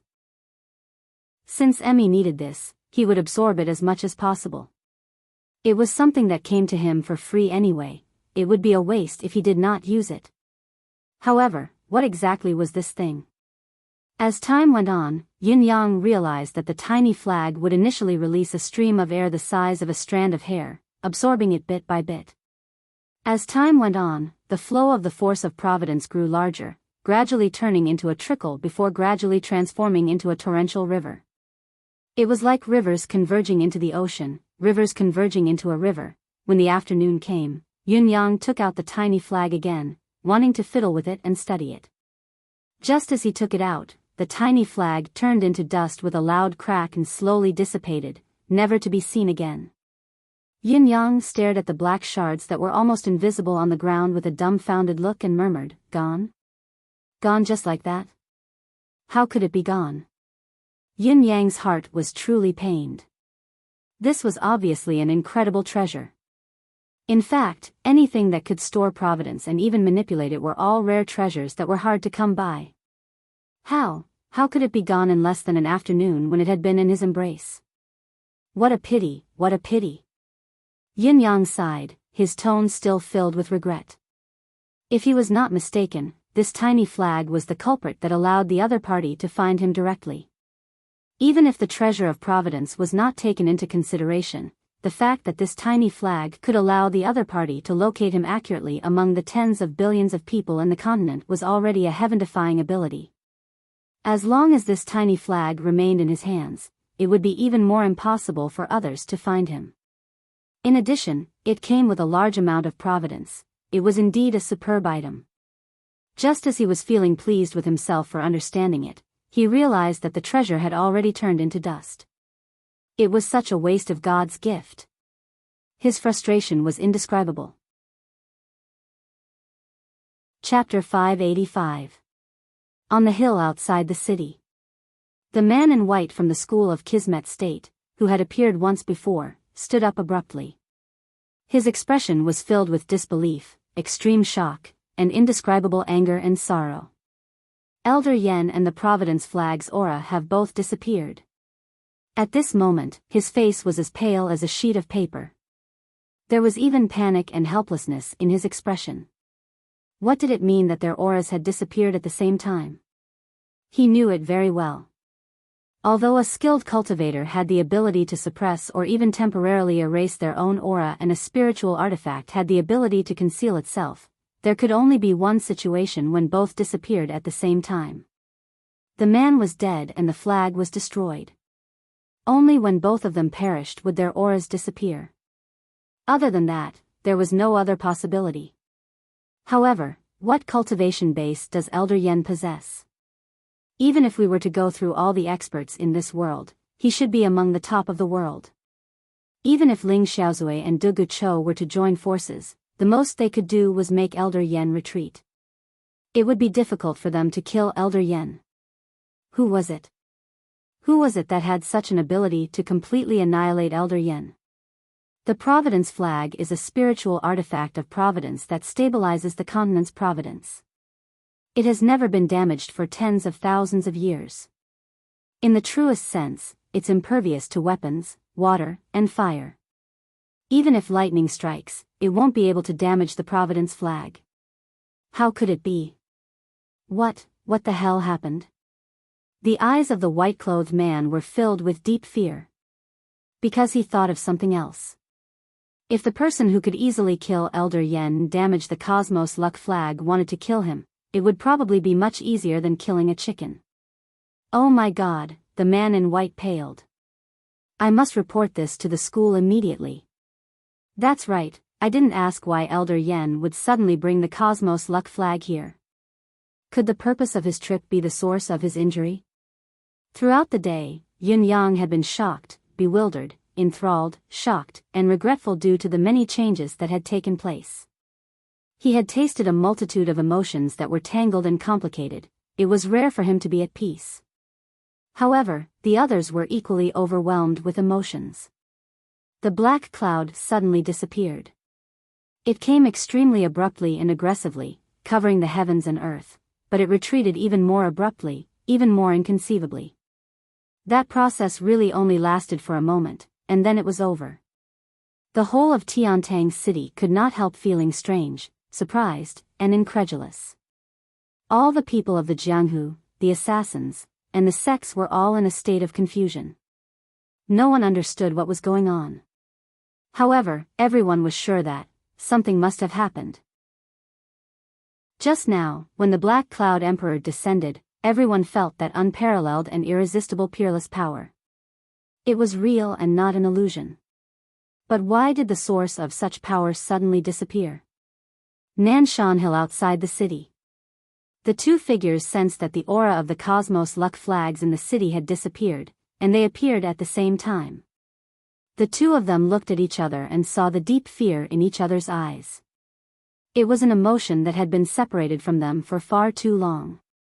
Even when they had faced the 9 Supremes back then, they had never felt the slightest bit of fear despite finding it tricky and difficult to handle. Yet now, they were actually afraid. He's been killed? Mr. Nyen sucked in a deep breath. His voice was extremely grim. It sounded like a question, but it also sounded like an emphasis. It's not as simple as being killed. He didn't even have the strength to fight back. He was killed in a single move. The other person's gaze was flickering. He felt goosebumps all over his body. This fellow came here openly, obviously looking for trouble. He was already prepared to fight. It's impossible for him to be ambushed, and no one from Yutong can ambush him.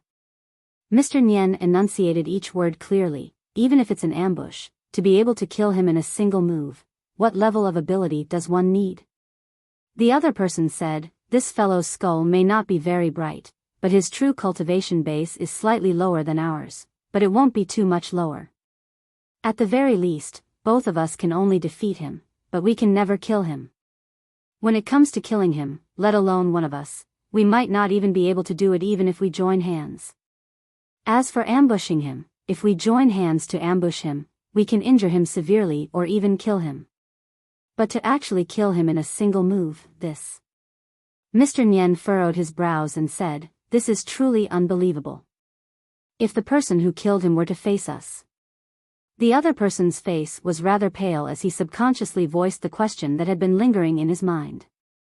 The same. Mr. Nyen was very certain. There's only death. There's no chance of survival. There's actually such a strong person in this world? How is this possible? What's more frightening is that this person must be in Tiantang City. The other person's face was pale. Why, have we never heard of him before? Mr. Nyen did not answer the question. It was a silly question. If such an expert were to intentionally conceal himself, who would be able to find him? What I'm concerned about now isn't who this person is. I'm more concerned about whether this person is acting because the fool from the School of States Kismet State has forcefully broken the providence of this world, or because of some other reason. No matter what, both of us can't enter Tiantang City. Mr. Nyen said, let's wait and see for now. Let's see how things develop. But if we don't go in, I'm afraid that our tower's forces in Tiantang City won't be a match for the combined forces of the world's assassins, the other person said worriedly. A wise man doesn't stand under a collapsing wall. Our own safety is the most important. Mr. Nyen said, besides, perhaps our strength will attract that person's attention more easily. At most, we can bring out some of your hidden strength. I believe that will be enough. The other person chuckled bitterly. Old man, what about your own strength? Mr. Nyen said coldly, the entire Four Seasons Tower is my strength. The other person choked on his words and could not help muttering, we're all the same. What's with the pretense? Mr. Nyen's cold gaze was directed over. I'll just send a few more men.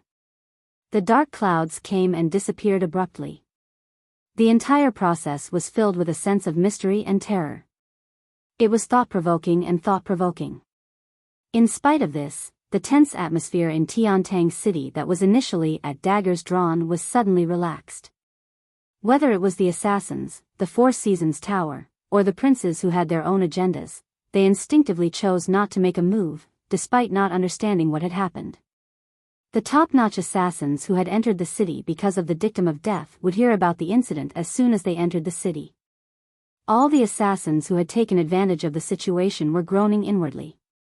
F***ck, the dictum of death had finally appeared in the world. They had thought that spring had arrived for the assassins, but now that they had arrived, they realized that this was spring. This was obviously the harsh winter. Chapter 586. Come to think of it, it had been a long time since the dictum of death had appeared. The owner of it would definitely not be a simple character. The fact that he had to use the dictum due to certain incidents had already proven that the consequences of the dictum of death's reappearance would not be easy. The participants who were involved due to the dictum of death would not be able to reap any benefits easily. Before the owner of the dictum of death could say anything further, the assassins in the meeting had already been dealt a heavy blow. The dark clouds and the frightening aura were not something that an ordinary person could bear. Therefore, it was better for them to observe for a few days before deciding what to do next. Yin Yang did not make any moves in the following period of time. Firstly, the matter that he had wanted to instigate previously was no longer an opportunity due to the sudden change in the situation. It would be useless to act rashly. Secondly, the conflict between the Four Seasons Tower and the assassins did not erupt due to this incident. Thirdly, which was also the most fundamental reason, the assassins that Yun Yang had hoped to see the most had yet to arrive. Ouyang Shaoxi, for example. Yin Yang had been thinking about the strange red light on Ji Lingxi for the past few days.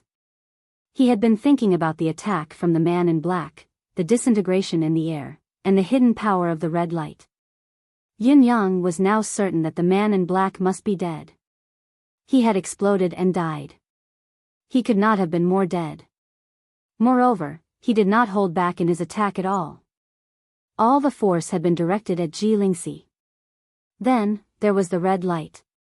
It was the red light that had blocked the attack. Yin Yang had even boldly come up with a terrifying conjecture. Not only had the red light stopped the man in black's attack, it had even retaliated. The man in black had been sent flying at a speed that was far beyond Yin Yang's knowledge. It was not his own ability, but he had been sent flying by the force of the red light. When he landed, he had disintegrated instantly. Yes, he had been killed.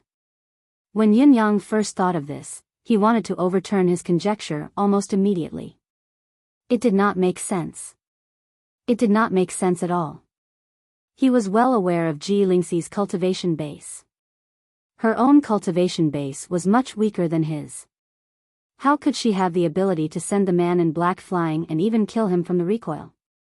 However, after thinking about it again and again, this situation seemed to be the only suitable explanation for the current situation.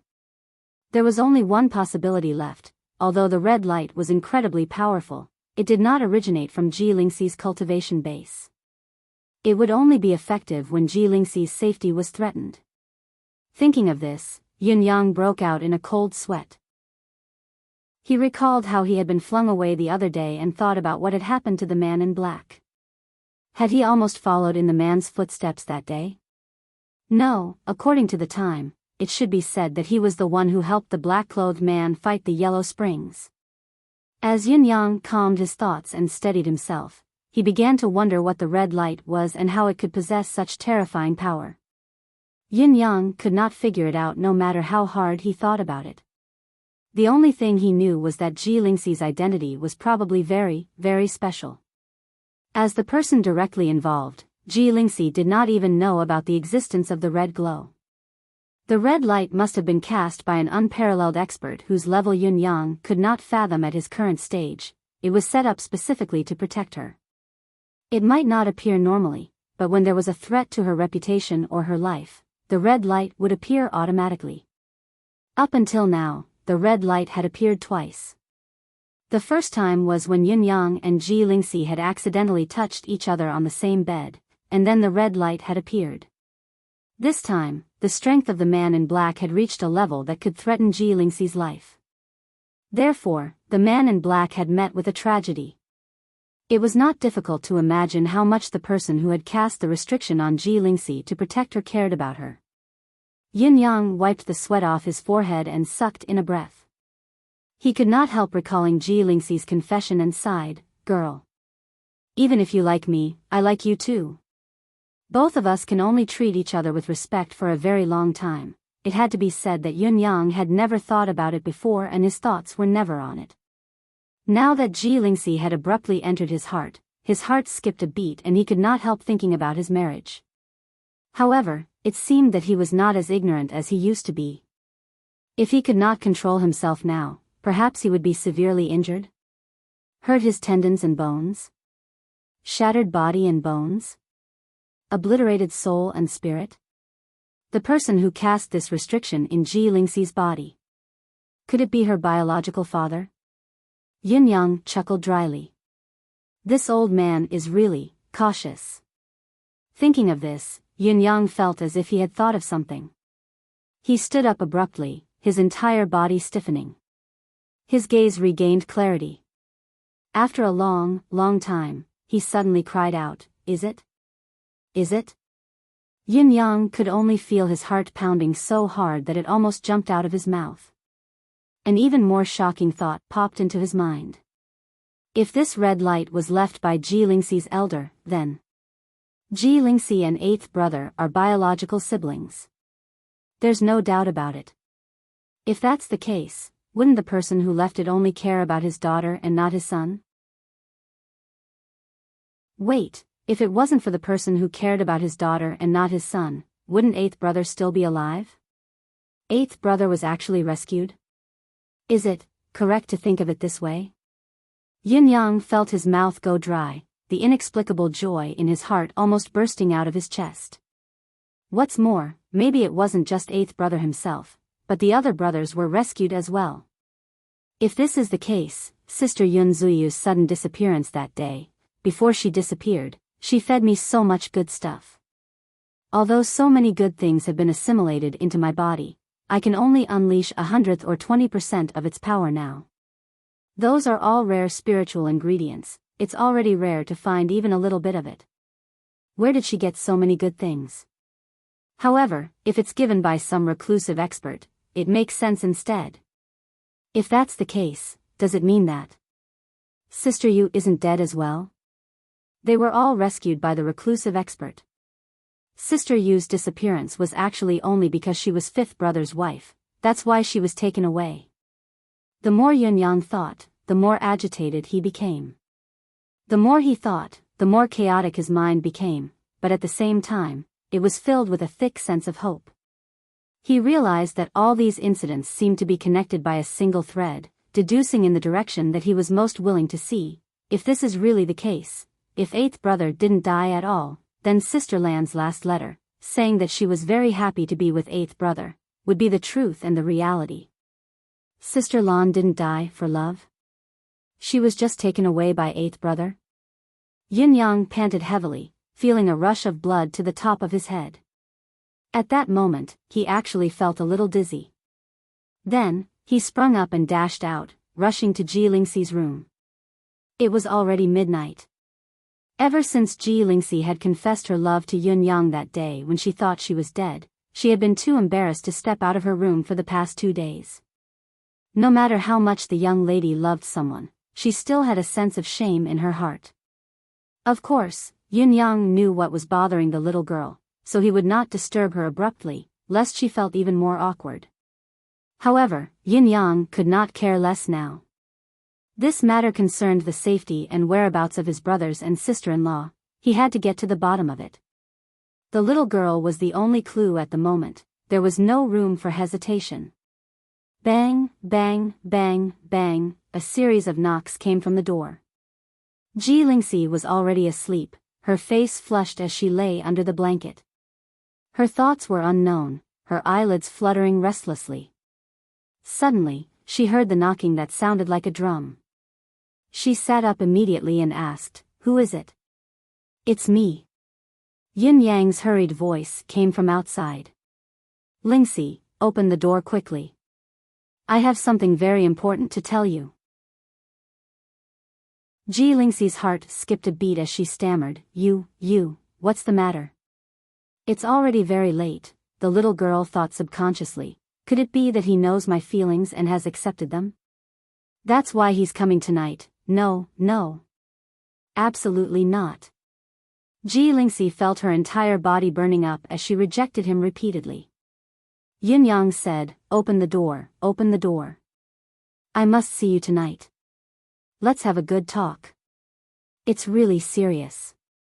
Have a good talk, serious." Ji Lingxi was even more flustered. What could it be that a man and a woman had to have a good talk in the middle of the night? How could serious matters be discussed at this time? They were both at the age of youth. Who did he take for a fool? No. I won't open the door even if I die. Ji Lingxi was flustered, her voice almost sounding like she was about to cry. Please. Yin Yang, go back first. It's very late. Let's talk tomorrow morning. It's not convenient tomorrow morning. Yin Yang said anxiously, this has to be carried out tonight, Ji Lingxi murmured shyly, her head almost burying itself into the blanket. How shameful. What a foe. How could he even open his mouth? You wanted to look for me just now, yet you didn't even try to avoid it. You knocked so loudly on the door and moaned so loudly. How could I have the nerve to open the door for you now? If you had been quieter just now, more discreet, I might have opened the door. What an idiot. Chapter 587. Open the door quickly. I really have something urgent. I feel that your brother doesn't seem to be dead. Yin Yang lowered his voice, but his tone was unprecedentedly firm. Sensing Ji Lingxi's hesitation, he understood immediately and explained himself quickly. His words, however, were earth-shattering. What? Ji Lingxi was stunned, her first thought of disbelief. However, how could she not know that Yin Yang would never joke about such matters? She was inexplicably surprised. Without hesitation, she dashed to the door and pulled it open. Her face was pale as she asked in a trembling voice, "What did you say? What did you say just now?" Yin Yang closed the door as soon as he stepped in and said, "It's a long story. There are many twists and turns. I need to verify something with you before I can make a conclusion." Ji Lingxi took a few steps back and was about to question him further when she realized that she had only worn her underwear when she had rushed to open the door in her haste. She blushed and quickly pulled her cloak over to cover herself up. Leaning against the bed, she said, "Just tell me what you've discovered. What do you want to verify? I'll do my best to cooperate." Her worry for her brother had overshadowed her shyness. If her brother could be safe, what was the point of being embarrassed? Yin Yang thought about it and asked in a low voice, "Lingxi, you and Ji Lingfeng, my eighth brother, are really siblings born from the same mother. There's no discrepancy in this, is there?" Ji Lingxi was slightly annoyed. "What do you mean by this? Of course we're biological siblings. How can this be false?" Yin Yang blushed, feeling slightly awkward, but he persisted in asking, "This is the key question. What I mean is, where are your biological parents now? Do you know about this?" Ji Lingxi's gaze dimmed as she said, "How would I know? Ever since I started to remember certain things, my brother and I have always been orphans." Yin Yang's expression froze as he asked in surprise, "Then how can you be so sure that you're really biological siblings? This is very important. It must be verified." Ji Lingxi said angrily, "What do you mean? Of course we're biological siblings. What's there to doubt about? Are you crazy? Why do you keep asking these annoying questions?" Yin Yang smiled, looking much more relaxed as he said, "As long as you're certain, then eighth brother will be fine. He's still alive and kicking." "Ah. Yin Yang, what's wrong with you today? Why are your words so confusing and incoherent? Do you know what you're talking about? Why am I getting more and more confused?" Yin Yang's face was filled with delight as he chuckled, "You don't know what's so special about you. When the men in black attacked earlier, it was all because of your divine light that we managed to escape death. Since you have such a powerful divine light hidden within you, your parents can't be ordinary people. Since they could protect you so well, how could something have happened to your biological brother? So, my eighth brother is definitely not dead. He must still be alive. Yin Yang was inexplicably excited as he spoke. Mystical? Red protective light? Escape death? Ji Lingxi frowned and looked at him suspiciously. Explain in more detail. I'm still confused and don't understand. Yin Yang laughed and said, that's because you didn't pay attention to my main point. I'm saying that you have an extremely powerful and mysterious force within you. No one can truly hurt you. The day before, the demonic man's body and soul were annihilated. It was because of the backlash from your divine light. Ji Lingxi was still perplexed as she said, is this the main point you're talking about? Even if you repeat it twice, I still don't understand. What red light, protective light, what's all this about? I still don't understand a single thing. It means that no matter what danger you're in, there'll be a red light. Yin Yang explained in detail, so, eighth brother isn't dead. Ji Lingxi was even more confused. The more you say, the more confused I am. When did I have that red protective light? What does that thing have to do with my brother? What the hell are you talking about? Yin Yang was taken aback as well. You don't know? Yes, it looks like you really don't know. That makes sense. What light? How do I protect myself? Ji Lingxi looked at herself doubtfully and murmured, where's the light? Yin Yang could not help feeling anxious as well. It did not seem like it was easy to prove it. Suddenly recalling the day when he was flung away, he gritted his teeth and said, let's try it now. I think I should be able to trigger it. How? How? Ji Lingxi asked in surprise. Why don't you close your eyes first? Yin Yang was a little hesitant. Ji Lingxi's eyes widened in confusion as she said, what? What did you say? Suddenly, Yin Yang pounced on her and hugged her without any pretense. The moment she felt the heat from Yin Yang, Ji Lingxi was dumbfounded and struggled angrily. You really don't have any good intentions tonight, Yin Yang explained. I'm doing an experiment. I'm trying to trigger it. As he spoke, a pair of hands suddenly reached for Ji Lingxi's chest. Ji Lingxi yelped in shock, feeling dizzy as she watched Yin Yang's perverted hands grab the sacred spot on her chest and rub it. Then, he actually wanted to take off her clothes. Ji Lingxi was completely bewildered as she struggled instinctively. Yin Yang, don't, this. It was then that Ji Lingxi saw a faint red light emerge from her body. The moment the red light suddenly appeared, it expanded outwards without any warning. Ow! With a cry, Yin Yang was sent flying like a cannonball through the wall. He flew out like a kite with a broken string, crashing into the floral tree in the courtyard and bringing the tree along with him, slamming against the opposite wall with a loud thud. Although it was not entirely unexpected, it was still an unexpected turn of events. Yin Yang had no room to react to it, nor did he have the ability to react. In the end, both his arms and legs were pressed against the wall. He even paused for a moment, looking like a frog with its limbs spread wide open. Then, he slid down like a puddle of mud. Yin Yang spat out a mouthful of blood, his gaze unfocused as he murmured, this is it, Yin Yang. Ji Lingxi cried out and dashed out quickly. Yin Yang lay on the bed while Ji Lingxi sat beside him with her head buried. There was a bitter smile on Yin Yang's face, his breath weak. It was obvious that his injuries were not light. Even if it was not fatal, he had suffered internal injuries.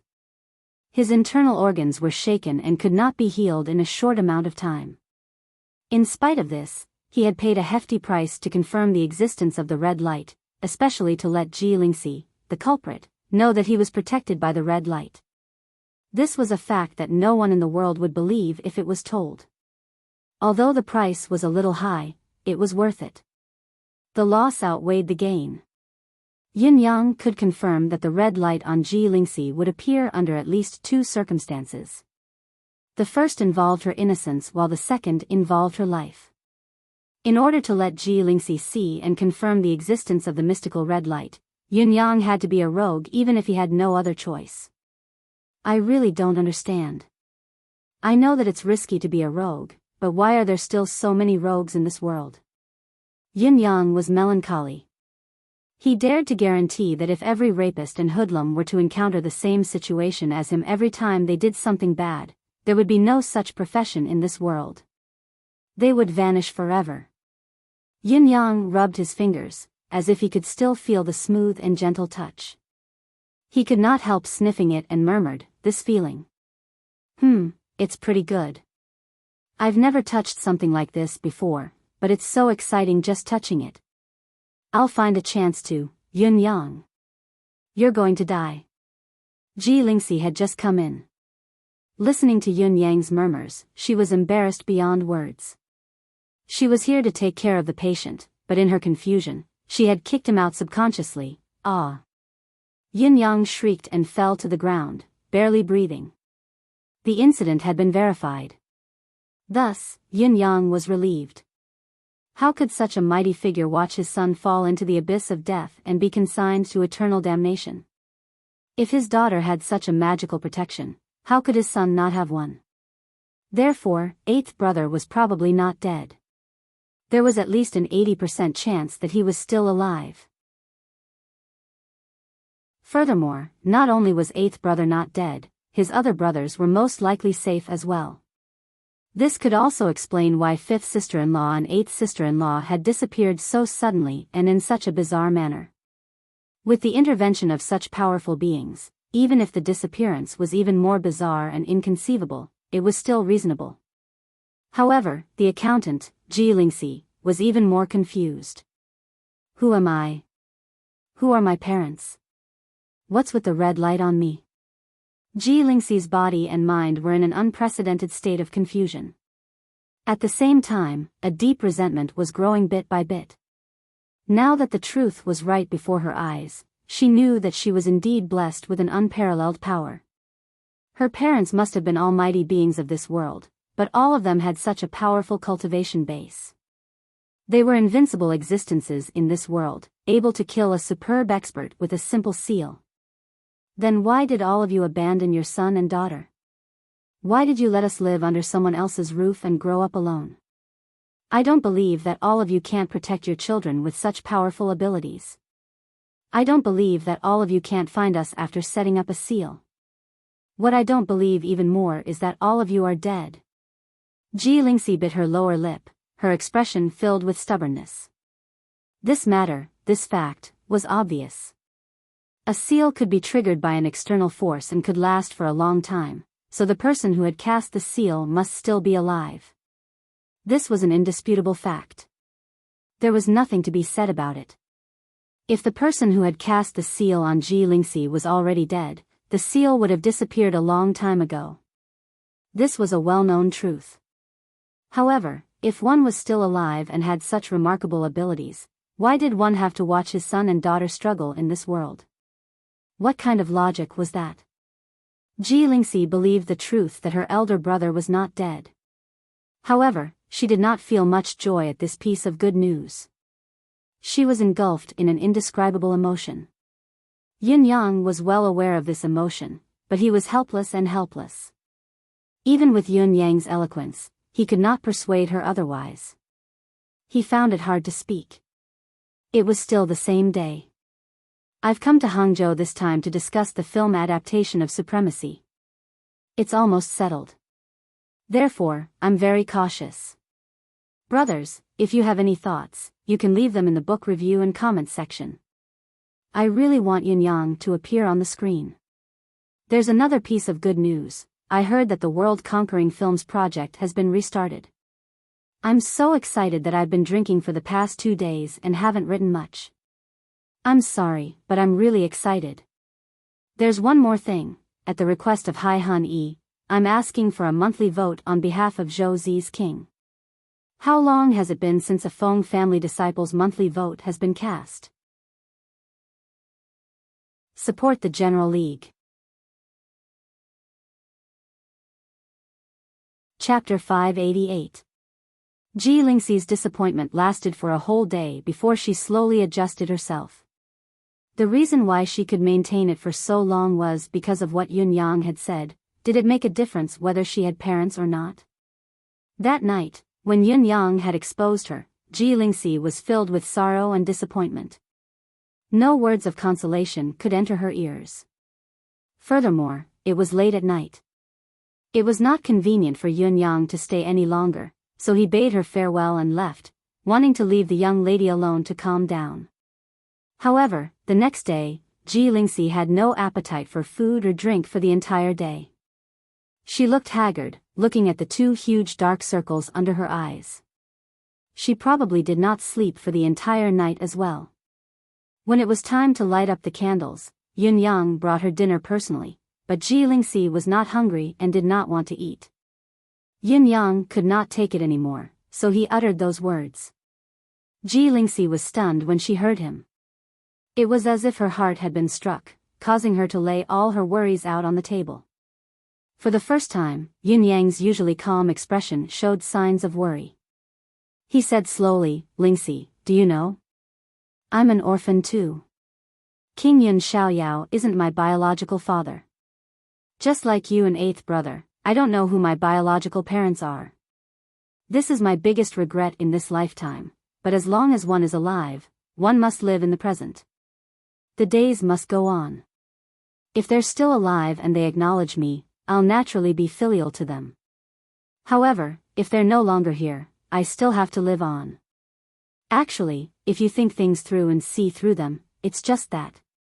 It's a fact that I'm an orphan. Why blame the heavens and blame others? I didn't know who they were since I was young anyway. Isn't he still alive to this day? Strictly speaking, isn't your situation 100 times better than mine? After what happened yesterday, I can already confirm that your parents are still alive and they're the best of the best. Most importantly, they care about you unusually. They've set up a mystical seal on you that will activate the protection once you're in danger. Can't you see their sincerity? Is it really good to just keep complaining?" Yun Yang recovered his usual smile and looked at Ji Lingxi warmly, saying softly, "Lingxi, do you know how envious I am of you after I confirmed the existence of the protective red light on you? Or even jealousy? It's hatred." Yun Yang sucked in a soft breath and said with a smile, "My parents left nothing for me." Yun Yang walked out after he finished his words and did not say another word. Ji Lingxi was taken aback. If that was the case, then she was much, much more fortunate than Yun Yang. At least she still had her brother and the red protective light. As for him, he really had nothing. Yun Yang's back was still as straight as ever when he walked out, but Ji Lingxi could clearly feel that the straight back bore too much desolation. She could not help the pain in her heart. Impulsively, she called out, "Yun Yang." Yun Yang turned around and smiled quietly. Ji Lingxi leaned against the door frame and mustered her courage to say, "You're not lonely, you still have me." Yun Yang nodded and flashed a bright smile that was tinged with a hint of helplessness and self-mockery. He then turned to leave. Ji Lingxi was the most sensitive at the moment. She could sense the odd meaning behind Yun Yang's smile and could not help being taken aback. It took her a long while to figure it out. She could not help spitting and blushing, "This bastard." Yun Yang was obviously saying, "What's the use of having you? I can't touch you, I can't even touch you." They could only treat each other with respect. Another 3 to 4 days had passed. The weather had begun to warm up slightly, but the various forces in Enchanting City did not make much of a move. The so-called not much of a move was only relative. Although they looked like they were doing nothing, they were actually beginning to make some tentative moves. Coincidentally, at this time, a rumor rose without warning and swiftly spread throughout Enchanting City. "Hey, did you know? The dark cloud that day was really scary. It was a demon that came to Enchanting City to wreak havoc, but it met young Master Yun unexpectedly and was killed with a single punch from young Master Yun." Young Master Yun? That young Master Yun? It's young Master Yun Yang, Yutong's unrivaled expert. Bullsh asterisk T. What do you know? What the F asterisk CK do you know? Don't spout nonsense. Yin Yang is a popinjay. None of his fame and achievements came easily. Have you forgotten his past popinjay reputation? The leader of Tiantang City's popinjays? How can someone like him be a master who can defeat demons? You're exaggerating. Do you know the whole story? Of course I know. I really don't know where did the young master Yun you mentioned come from, tarnishing the grace of that rare elite for no reason. Let me tell you honestly, the peerless former who killed the demon that day was a mysterious assassin. That mysterious assassin saw the demon wreaking havoc on the world and appeared in the mortal realm. With just one move, that demon was completely destroyed. Assassin? You're saying that the expert that day was an assassin? He was an assassin, absolutely. How could there be such a formidable assassin? Besides, aren't assassins always murderers? The one who killed that day should have been an otherworldly expert who was compassionate and compassionate. Assassins are divided into different classes, alright? Some kill for money, some do it for justice, alright? Otherwise, why do you think the dictum of death existed that day, and why does it still have such a majestic presence today? That's true.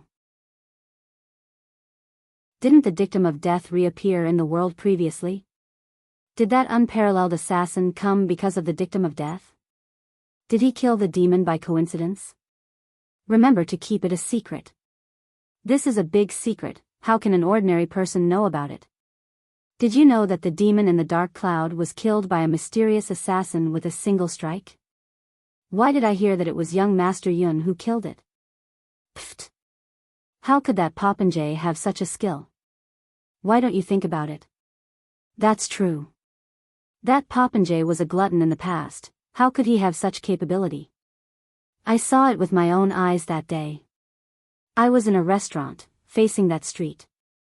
I saw the demon in the dark cloud suddenly descend with an earth-shattering aura, heading straight for the backyard of the residence of Yun, as though it was going to crush the residence of Yun. But at that moment, what? Tell me. Don't keep me guessing. Hee hee. On the street, there was a grey-robed old man with a hunched back, completely inconspicuous. Just as the dark cloud descended, the grey-robed old man suddenly raised his head. Wow. Wow, what? Was that old man in black or grey? What's with that look? Shut up, what are you interrupting for? It doesn't matter what he wore. What's important is that the moment the old man raised his head, the entire sky lit up. Those two gazes dispersed all the black clouds of demons in an instant. Wow.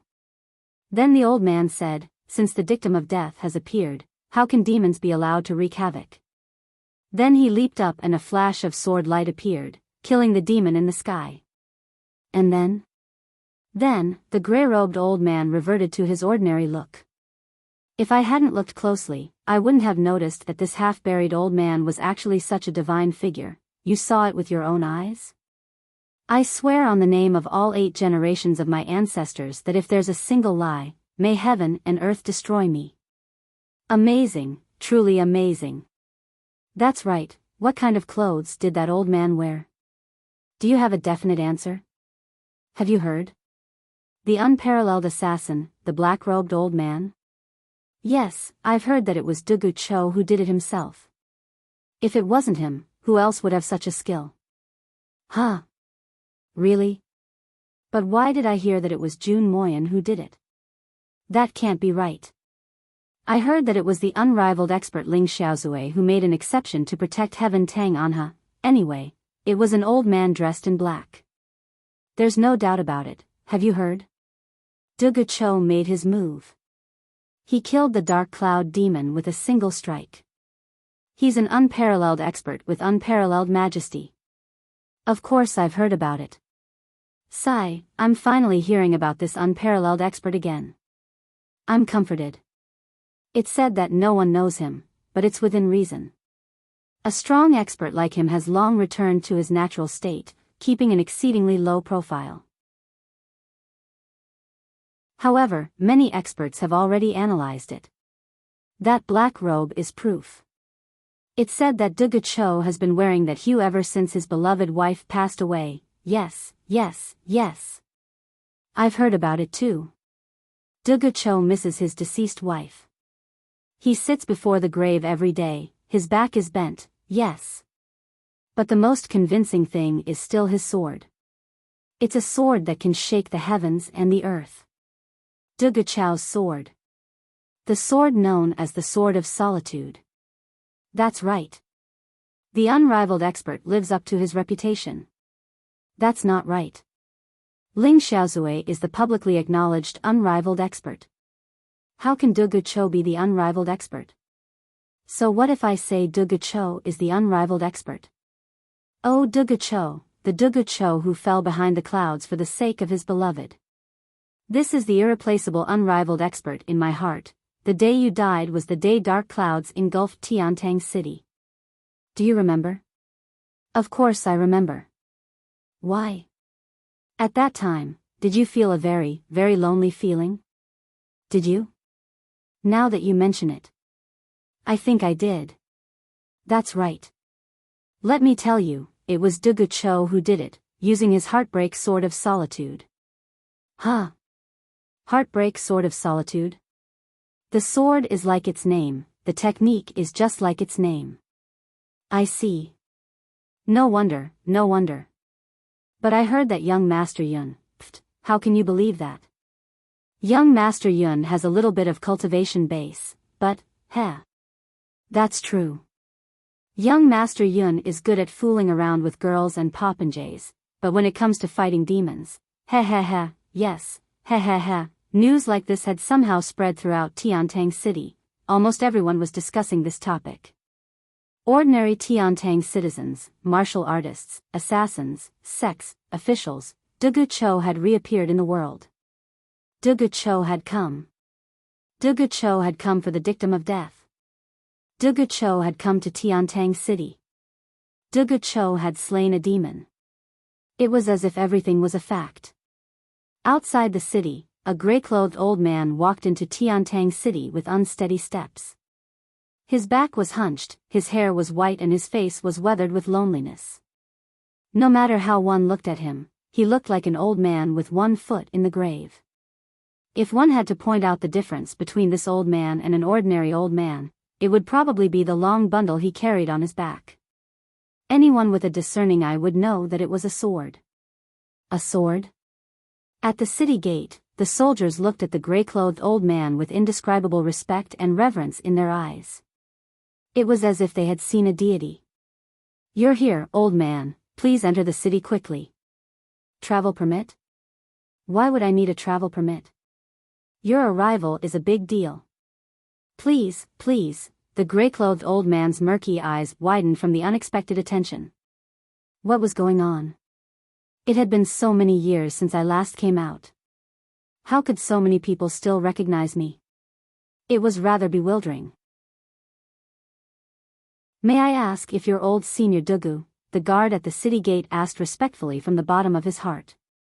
The gray-clothed old man was even more shocked. Did he really know me? Did he not mistake me for someone else? It's nothing, it's nothing. Old senior Dugu, please. The guard at the city gate wiped his sweat, his heart pounding, his mouth dry in an instant. He had admitted it, he had admitted it. It was really, oh my God, I've actually seen a legend with my own eyes. The gray-clothed old man entered the city in a daze, but he could feel many people looking at him with reverent gazes along the way. His bewilderment grew. Some of the Jianghu people had just seen him, and their faces immediately turned as white as a sheet, without any trace of blood. When he arrived at the city center, he found an inn and entered. In the end, he was given the best room in the inn, and the innkeeper directly stated that he didn't need to pay, and that he could stay as long as he wanted. As for the person who was originally staying in that room, he moved out without saying a word, and even invited him in as if he was his ancestor. The gray-clothed old man grew more and more surprised by what he had encountered. This did not seem to be normal, or rather, it was too abnormal. His curiosity piqued, he quietly activated his supernatural power to listen to the conversations of the people within a few thousand feet radius. He immediately understood what had happened. Dugu Cho had attacked here. Killed the demon who brought disaster to the world with a single strike. Saved the people of this city. The gray-clothed old man was bewildered. I've never done anything. Although I'm no longer in the martial world, there are still legends about me in the martial world. This is the norm, but I didn't do anything, but the martial world has forced my reputation to be a legend and a myth. Isn't this too much? Chapter 589. This old man in gray who had just entered Tiantang City was, without a doubt, the real Dugu Cho. Due to the sudden reappearance of the long-lost dictum of death, the murderous intent that had lain dormant in his heart for a long time made Dugu Cho feel that his body and mind were shaken once more. It was also at this moment that he suddenly realized a fact. He had been called a peerless expert by the world for a long time, but when it came to fame and legendary status, he seemed to still be quite a distance away from Sun Changkong back then. At the very least, he could not do it. After so many years of passing away, he could only rely on the hint of murderous intent hidden in the dictum of death to spread it across the entire continent, shocking the entire continent's assassins and causing them to flock to him. It was because of this that Dugu Cho's long-dormant thoughts turned once more and he descended the mountain. I thought that I had reached the pinnacle of this world, that there was no longer a path ahead of me. Therefore, while I'm here with you, I'm also waiting for my end. When the day comes, I'll bury myself under this tree and truly be with you forever. But now, I know that there's a realm in this world that's even higher than mine. It turns out that there's still a path ahead of me. Therefore, I want to see what the scenery of my unfinished path is like. Don't worry. Whether I succeed or not, no matter what the scenery is like, I'll come back to accompany you 3 years later. Dugu Cho stood before the grave and left behind these words. He then carried the treasured sword that had been sealed for 500 years and walked out of the mysterious valley. Throughout his journey until he stepped into Tiantang City, his heart had been calm and unruffled. There was nothing in this world that could move Dugu Cho and cause ripples in his heart. However, the moment Dugu Cho stepped into Tiantang City's territory, he felt something strange. Everything that he saw and heard before him seemed to be completely different from what he knew. This world was completely different. It was strange.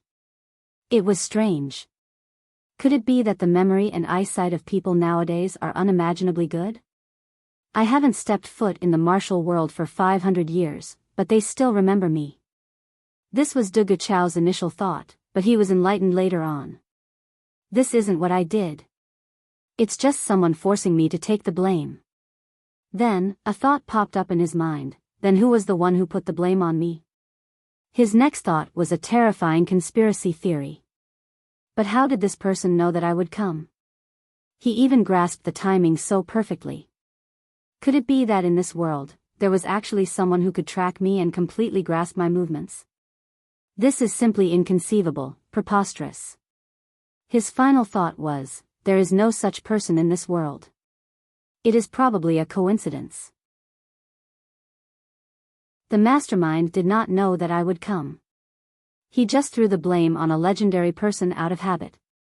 After all, I have not shown myself for too long. Perhaps I have already passed away. It is a clever move to throw the blame on me. However, the enemy's arrangements are so meticulous. Now that I've reappeared, I'm bound to be in big trouble. However, so what if there's trouble? In this world, is there any trouble that I can't handle? Having thought through everything, Dugu Cho, who had a clear mind, did not plan to conceal his whereabouts anymore. Since everyone knows that I've reappeared in this world, everyone knows me, and everyone knows that I'm staying here, then so be it. I'll stay here and live here openly with my original face. I'll see who in this world dares to cause trouble for me. Is there really a trouble in this world that I can't afford to offend? If there really is, then it will be the most valuable thing of this trip. If there really is, then it will be the most valuable thing of this trip. Just like that, Dugu Cho moved into the best room in the inn and stayed there peacefully. The inn that Dugu Cho stayed in was neither big nor small. It was located right in the middle of the outer city, outside the inner city. It was not exactly luxurious, but it was not deserted either. However, from the moment Dugu Cho checked into the inn had instantly turned into the martial world's holy land. Many Jianghu people came from all directions just to take a look at this inn from afar.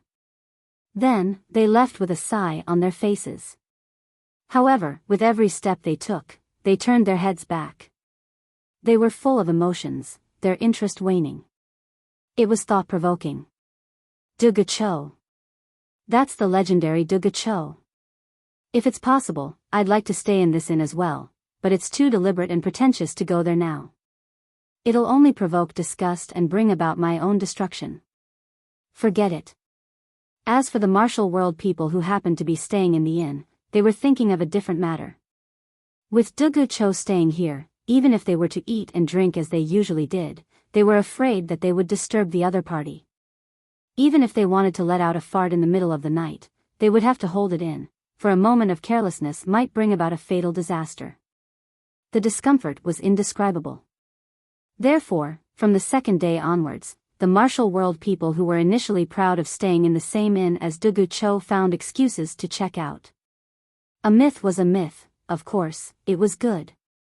However, it was best if one only existed in a myth. Once a myth was in front of them and interfered with the lives of the common people, the only outcome would be horror. Everything else aside, just imagine that if someone were to fight Dugu Cho here, the shockwave alone would be enough to kill them 800 times over. They could not afford to offend him. Since they knew that they could not afford to offend him, they had better hide as far away as they could, away from this place of trouble. Yes, this place that was destined to be a place of trouble. By the afternoon of the second day, there was no one else in the inn other than the innkeeper, the staff, and a handful of people. The only guest left was Brother Dugu Cho. Just when the innkeeper was certain that his inn wouldn't have any more business in the short term, a middle-aged man calmly went through the check-in procedures under the astonished gazes of everyone in the inn and officially moved into the inn. The middle-aged man did not stop after he entered his room. Under the watchful eyes of the crowd, he knocked on Dugu Cho's door and asked, "Is anyone in?" The innkeeper craned his neck to watch from below, thinking, "I don't think I've told you which room Dugu Cho is staying in. How did you find it so accurately? Could it be that you're a demigod?" The door opened. The gray-clothed elder appeared at the door and asked with a frown, "Who are you?"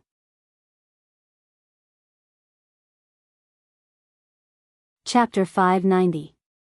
This sentence was really awesome. The innkeeper almost fell over when he heard that. Guess? F***CKU. I feel like my inn is going to be torn down just because of this statement. Who do you think you're talking to? That's Dugu Cho, the legend of this world, the myth of the human realm, Dugu Cho. It looked like his inn was about to welcome Dugu Cho's first blood sacrifice since his reappearance. It was a pity that things did not always go as one wished. Dugu Cho was not angered. Instead, he said with a smile, "I've guessed it." The middle-aged man smiled and said, "That's great. Shall we have a drink later?" Dugu Cho nodded. "Sure." Faced with the scene before him, the inn owner felt a wave of dizziness wash over him. What was going on? Guess? I've guessed it, a myth of the legends indeed. Even the way he spoke was different. Amidst the bewilderment, an epiphany rose in the inn owner's mind. This middle-aged man was probably a terrifying figure of the legends as well. Otherwise, how could he converse with Dugu Cho, who was like a myth of the human realm? About an hour after the middle-aged man checked in, another old man with snow-white hair and beard also checked into the inn. After moving his luggage into the room, he slowly went over and knocked on the door of the room. The door opened and the gray-clothed elder, Dugu Cho, appeared. "Who are you?" The white-haired elder who came later replied with a grin, "Guess?" Below, the head of the innkeeper was covered in cold sweat, dripping profusely. Today was truly a day of shock. Dugu Cho said, "I haven't guessed it yet." The elder said with a grin, "Why don't we talk about it after we have a drink tonight? I have the best wine in the world here." Cho said, "Oh? I've guessed who you are now." The elder laughed. "It doesn't matter whether you can guess it or not. See you tonight." After getting the affirmative answer, the white-haired elder returned to his room without another word. The inn owner was speechless. Just like that, another 2 hours passed, and another person checked into the inn. The man was in a sorry state. He looked as if he had fallen apart and was barely holding on. He was so skinny that his skin was wrapped around his bones. When he stretched out his hands, if it weren't for the flesh on them, the innkeeper would have thought that he was a skeleton. Just as he staggered into his room, he paused for a moment before he came to Cho's door and knocked on it. Another one knocked on the door. The inn owner thought to himself that if he were Cho, he would be furious to be disturbed so many times.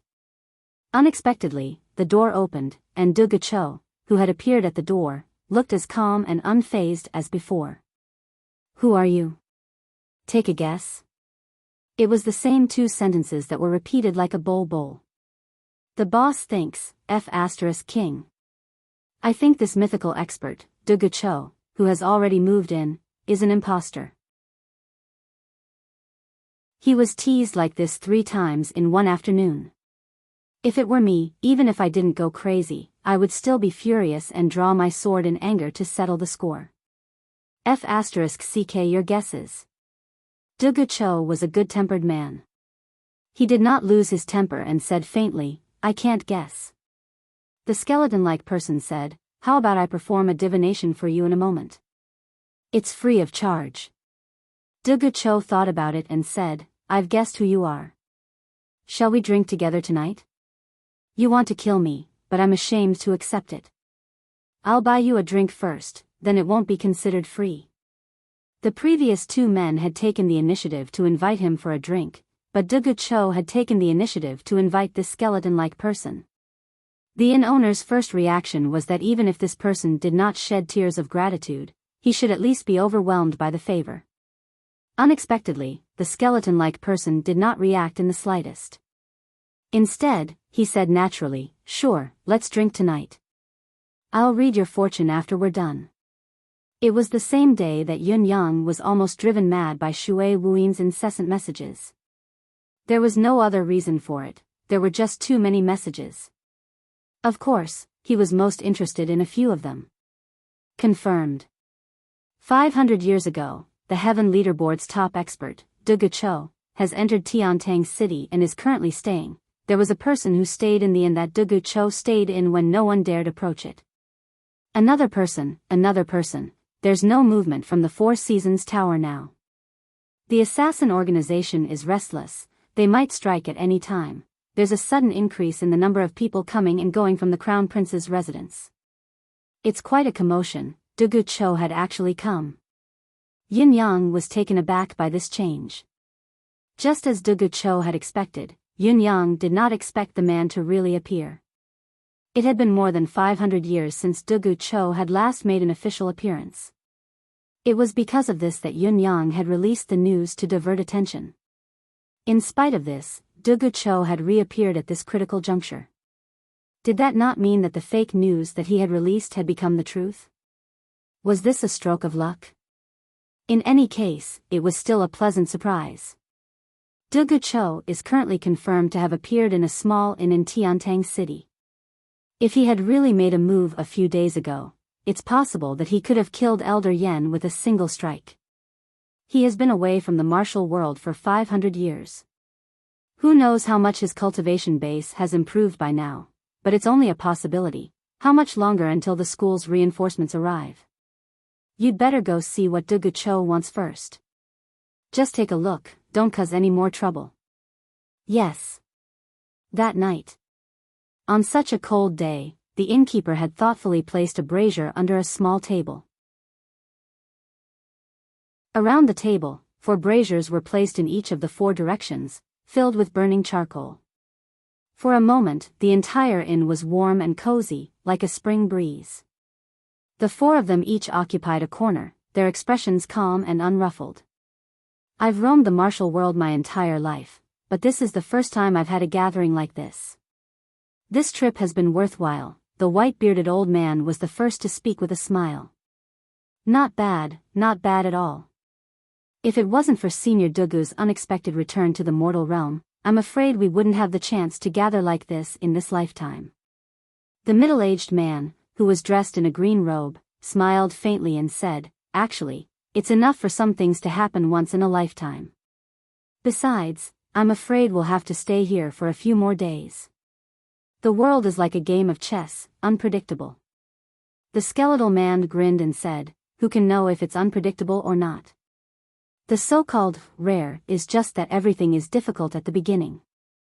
With the first time, the second time won't be too far away." The white-haired old man flashed a lecherous grin and said, "What you said actually made me think of women." Before the white-haired old man's words echoed in the air, the four of them burst out laughing. Even Dugu Cho was laughing so hard that he almost cried. The innkeeper was cooking, his ears perked up. He curled his lips discreetly. Surprisingly, he also understood the meaning of the words as he smirked. "Guess who these people are? My eyesight has stabilized, it's only dropped by 0.2 points. My body is completely normal. My new glasses have arrived as well. I've already left for home. In a few days, I'll start to make up for it."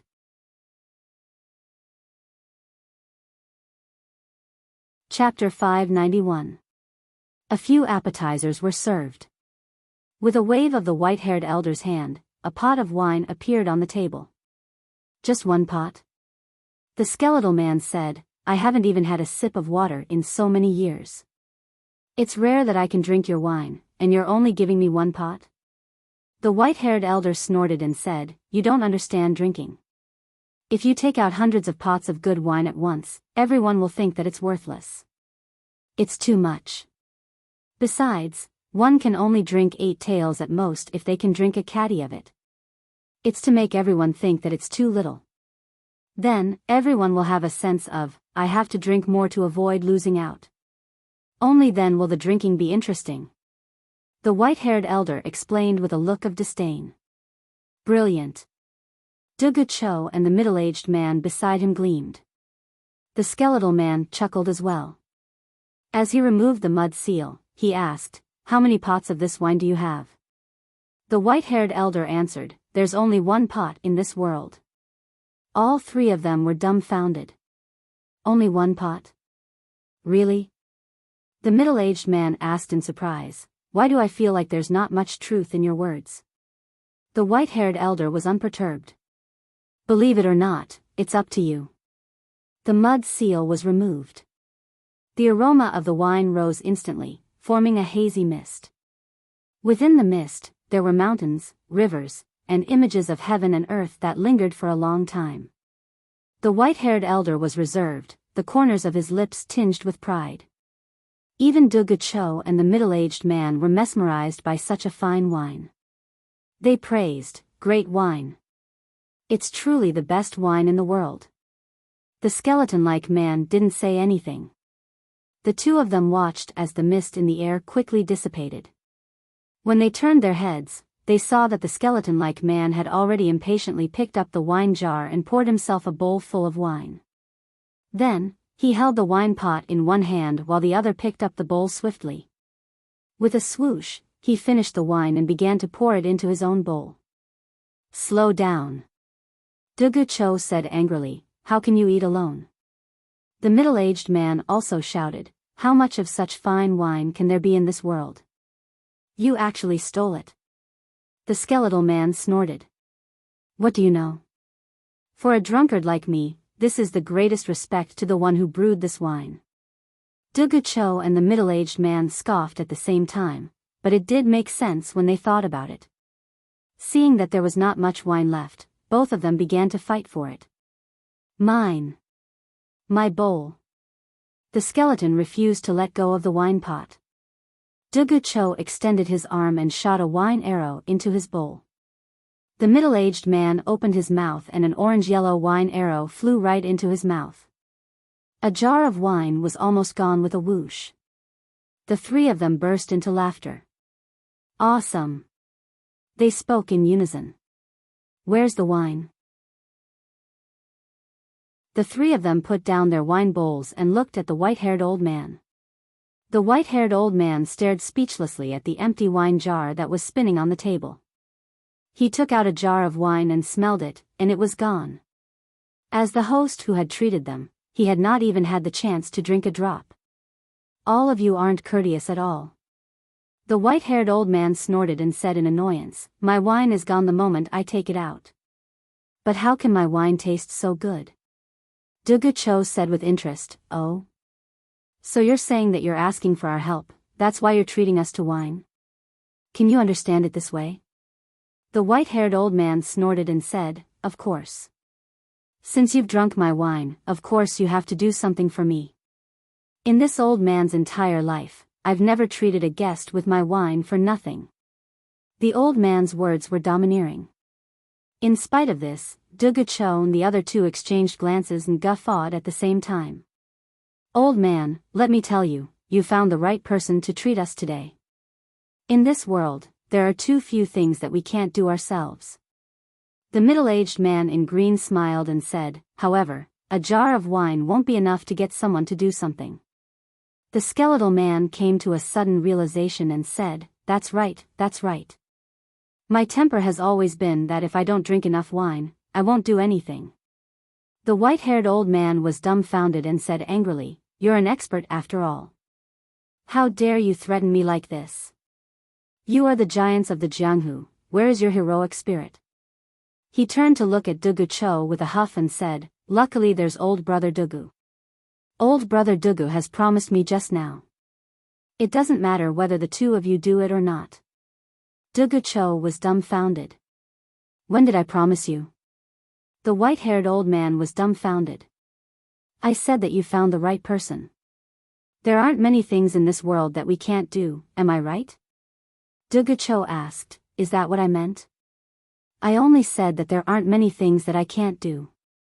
I didn't say whether I'm willing to do these things or not, did I? The white-haired old man coughed violently, his face and neck flushed. He was so angry that he could not even speak. Pointing at them, he bellowed, You! How can you be so shameless? Dugu Cho rolled his eyes. With a flick of his hand, the empty jar of wine spun on the table as he murmured, this wine is delicious. It's just that it's a little too little. As little as the things that can't be done. The middle-aged man in green caressed the wine bowl and sighed softly. 1,000 cups are too little when drinking with a bosom friend.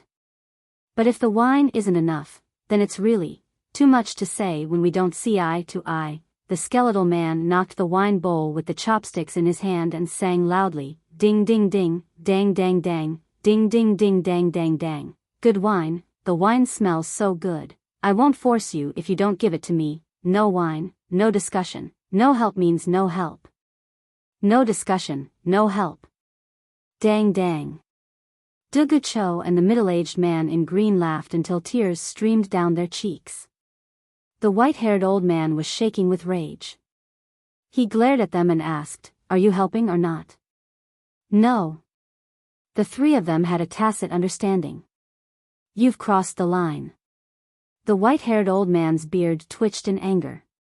All four of them were old, and it was obvious that they had never met each other before. Even after meeting each other, other than a simple guess, none of them had announced their names. However, sitting together, laughing and bickering, it felt like they were old friends who had known each other for decades. They were definitely not strangers whom they had just met. Not at all. The three of them shook their heads in unison. Guarding the god of wine. Trying your best to extort more good wine out of him. That's really crossing the line. The white-haired old man's expression changed as he glared at the three of them. Suddenly, he threw his head back and guffawed, cursing, King hell. With a flick of his wrist, another jar of wine was placed on the table. He said angrily, this is the only one left. There's no more.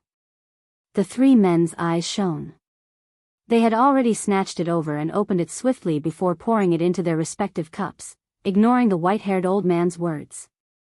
The white-haired old man poured his own wine bowl as well, murmuring, if I don't drink, I won't even be able to drink the wine I brewed myself. Dugu Cho rubbed his belly and sighed. My addiction to wine has been triggered.